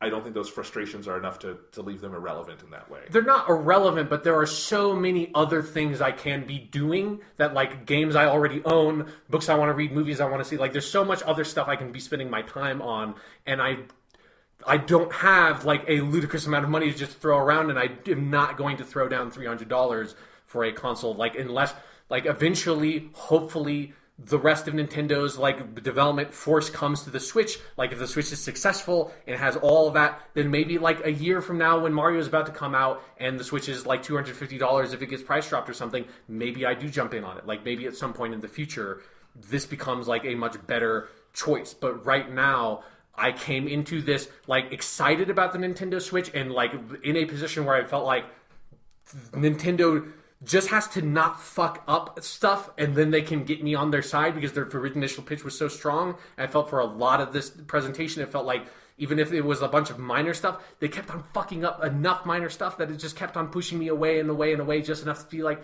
you know what, I want to play Zelda really bad. I don't want to play Zelda that bad.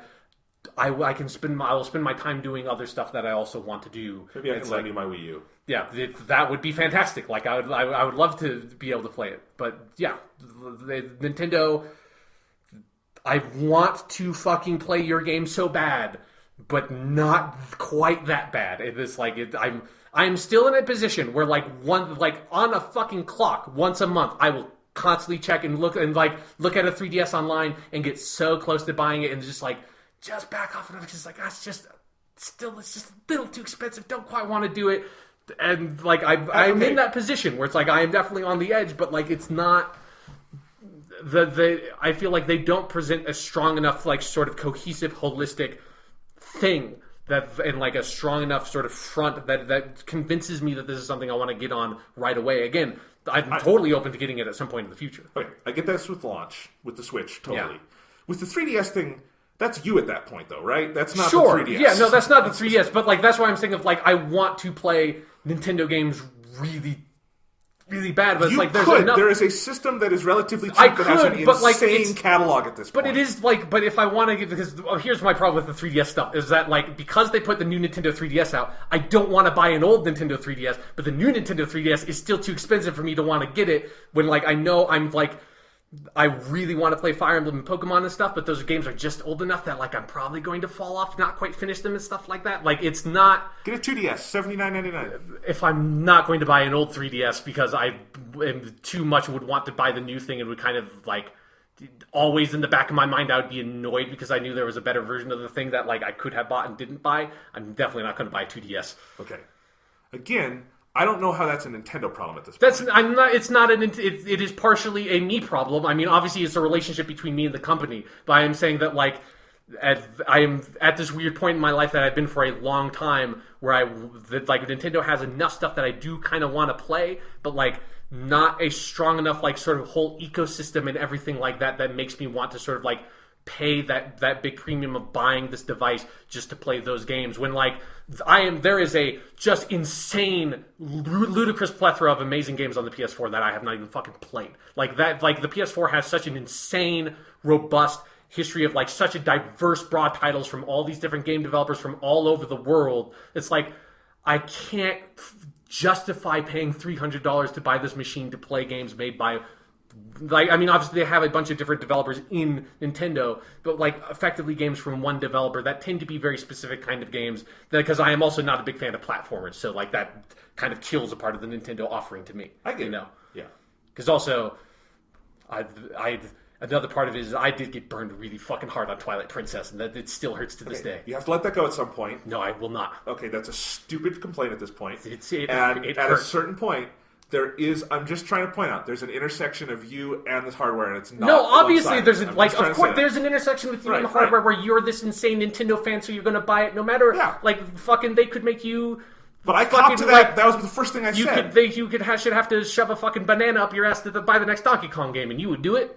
I don't love the Donkey Kong games that much. Okay. Maybe if there's enough for a Mario game. Yeah, sure. Yeah, there you go. To be able to get to New Donk City, you would do that. If they announce Metroid Prime 4 tomorrow, banana's going up my ass. Absolutely.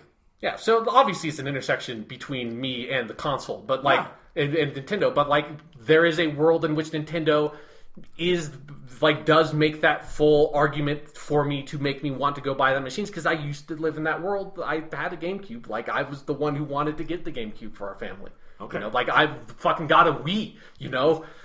Well, everyone got a Wii. That didn't turn out super well for me because I really did not play a lot of games on the Wii.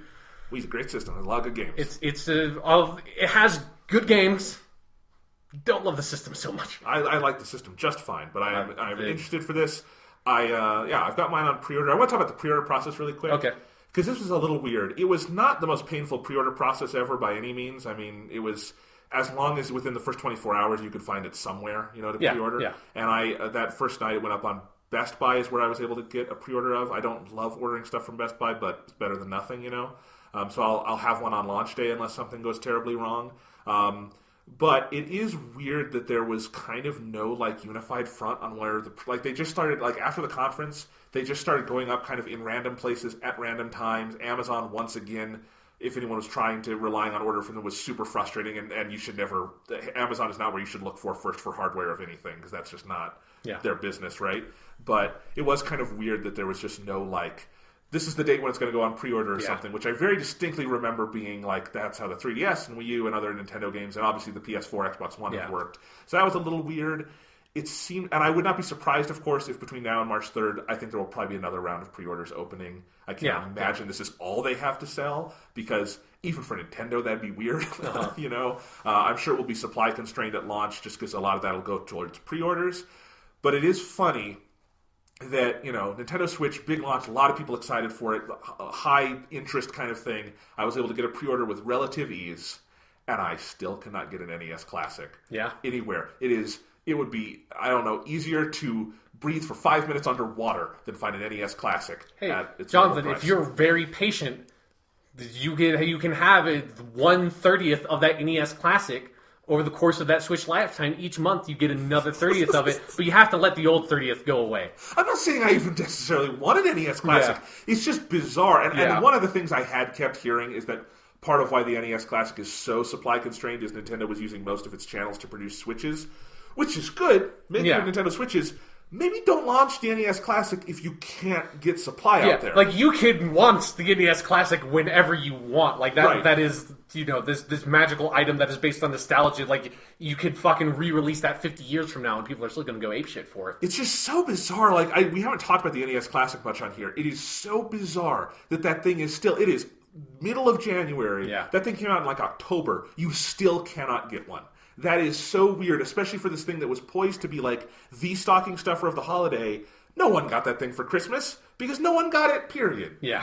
So I do not understand their strategy for that, and I guess it just was one part of the hand of the company not talking to the other. It happens to everyone at different points. Yeah. But it was a very bizarre thing, especially now that, I have a Switch comfortably on pre-order, but no NES Classic. Yeah. And that's their $60 little thing that probably takes nothing to produce. Yeah, like, I feel like you could make that in your fucking garage with motherboard and, like, enough, like, painted plastic. A lot of people, there's a huge fan community in Nintendo who are learning about the Raspberry Pi and making things. Yeah, no, actually, that was a fucking stupid thing to say. It's like, it's not that you can make an NES Classic in your garage. It's that you can make a thing that can play every single NES and Super Nintendo game in your garage for about the amount of money you would spend to buy a fucking NES Classic. And there's an obvious appeal to the NES Classic. Yeah. But it's like, it is, the whole thing is so weird. And, I hope everyone who wants to get a Switch on launch day can get that pre-ordered, and I'm sure a lot of people have. It doesn't seem like the most disastrous pre-order process yet, though who knows what could go wrong. It is, I guess the only other thing to talk about is with the launch SKUs, they have, the main gray one and then the dual color thing. Yeah, it's fine. Red and blue controllers. It is weird that there's not some kind of bundle with a controller or a game or something. Yeah. I think it's because it came in at that $300 price point, for what that thing is, and like the market is entering into with like whether like it is that way for you or not. Like, it does exist in competition with the PlayStation 4 and the Xbox One. Like, that is the market it enters, and so it's like the Switch cannot come in at a price point in any SKU that is above the MSRP of the PS4 and the Xbox One. So it's like. Yeah, they're just in a position where like that thing is clearly coming in like as cheap as they can have it because it doesn't come in with a bundled in game, right? It doesn't like come in with any like cool extra stuff or a premium SKU that has more memory or something. And look, part of this is why I'm so excited about this thing, for better or for worse. I'm just so curious because there hasn't ever been anything like this. Yeah, and that's a big part of why I feel like a lot of the things around it, obviously Nintendo could just do better with some of their messaging and stuff, but some of it's also like, it's such a weird position for them to be in launching this thing because $299 is on the historic low side for a home console launch. Sure, yeah. Right? But you can still have that conversation of, in some ways it seems too high because it's this weird hybrid thing, it's entering mid-generation. There's so many different sides to it that are so complicated. That's what kind of makes me so excited to see, what is this thing when I have it in my hands? How does it do with the larger public? What is the general reception going to be? It's a console launching in March, not in November or December. There's so many different things that are fundamentally different about this versus not just Nintendo, but the larger video game community. Yeah, I am so fascinated by like what the business ramifications of this thing are going to be. Like, obviously, like while I'm not buying a Switch, I am in no way saying that I think the Switch is going to be a complete failure. Like, I really have no idea how well this thing is going to do. Like, I think I can see a world in which it's extremely popular. I can also see a world in which it does barely better than the Wii U. Like, I have fucking no idea. I agree. I think that spectrum is super wide, and I think even Nintendo's probably thinking, like, this could go either way. Because I think, this press conference, whatever, that press conference was never going to reach the widest audience, obviously. Yeah. So it really is going to come down to their moment-to-moment, day-to-day marketing. And clearly from that first video, they have a very strong pitch they can put together for this thing. Yeah. And that's going to be, solid. And it's going to see, throughout the year, it might benefit them that this is going to be a fairly quiet year on the hardware side for the PS4 and Xbox One until we get to fall, and then there's maybe the Scorpio, depending on what that is. We don't know. The PS4 Pro obviously did not make huge waves, so that's not going to be like a big competitor kind of thing. So, yeah, I agree. I think it could go either. This could be the next coming of the Wii, or on that, not maybe that level, but something like that. Maybe the next coming of the DS. I don't know. Well, DS is the most successful console ever tied with the PS2, so maybe that's a bad comparison. But I could see it like the DS in so much as the DS was not an overnight success. It was definitely an organic growing one. I could see it doing that very easily. I definitely think I think it's going to be fairly popular in Japan, which is like, Nintendo is a very Japan-focused company because it's a Japanese company. It's a very traditional sort of Japanese company in that way. But I'm curious to see, I think it is going to do very well. I think it is going to do better than the PS4 and the Xbox One in Japan overall. If you look at the relative monthly sales and stuff like that. But I am curious, if it can make a very big dent in the overall trend in the Japanese gaming market, which is going super heavy on the mobile side, even more so than with the Vita and 3DS are doing better in Japan, relatively than in the rest of the world. But even they are losing out to the mobile gaming market over there. So I'm really curious to see if that's going to make a big change for that or not. Yeah, I mean, definitely, you can't talk about the Switch without talking about a lot of it is from the Japanese culture and community that this is oriented. I mean, there's a reason why this big presentation came out of Japan, was done in Japanese, and translated to English for everyone else. You know? So, gonna be interesting. I'm looking forward to March 3rd. I'm also looking forward to March 3rd. Even if I'm not getting it, I want to hear all the stuff that comes out about this thing. Yep, and I'll just say for my personal gaming calendar, they picked a good date because I don't have anything else pressing right on that date. Yeah. And I don't think Mass Effect's actually going to come out on March 21st. No. But if somehow it does, it's at least later in the month, and then Persona's a month later. So, we're relatively well positioned for these things. Yeah. Yeah, it is coming out spread out enough. It is it's nice. We are in this nice period where Gravity Rush 2 comes out next week, and then it's not that long until Yakuza 0 just came out, and I'm weirdly tempted to get that game too. Yeah. I like this feeling of hey, games are coming out, and it's January, it's not this weird thing of that you have nothing to play until fucking October. Right. All right, well, we have lots of stuff to play. We will be talking about Gravity Rush 2 next time, I'm sure, at least a little bit. Maybe we'll push the podcast back a couple days to talk about it, because that's a Friday launch, which is weird. Yeah. But, so as we were joking about before the podcast started, this is our last podcast under President Barack Obama. Yeah. So our last podcast under a truly democratically elected leader. That's nice. Yep. And also, as I was telling you before the podcast, I'm super excited for the fascist version of the podcast. I think it's going to really change our sort of perspective on Gravity Rush 2 when we come at it from hey, who's this stupid girl flying around using her superpowers to try to help people? She should be submitting to the will of the state, really. Yeah, she should be going around taking healthcare from those people. Exactly, yes, with her gravity powers. Yeah, so once we become an arm of the Trump propaganda network next week. I think it's a bright future ahead of us. I don't know, yeah. But yeah, I think we had a really good podcast today, Jonathan. I thought we did a good job. We talked about a series of unfortunate events. And then we also talked about that Netflix series, huh? Ha-ha! Fucking shit. Yeah.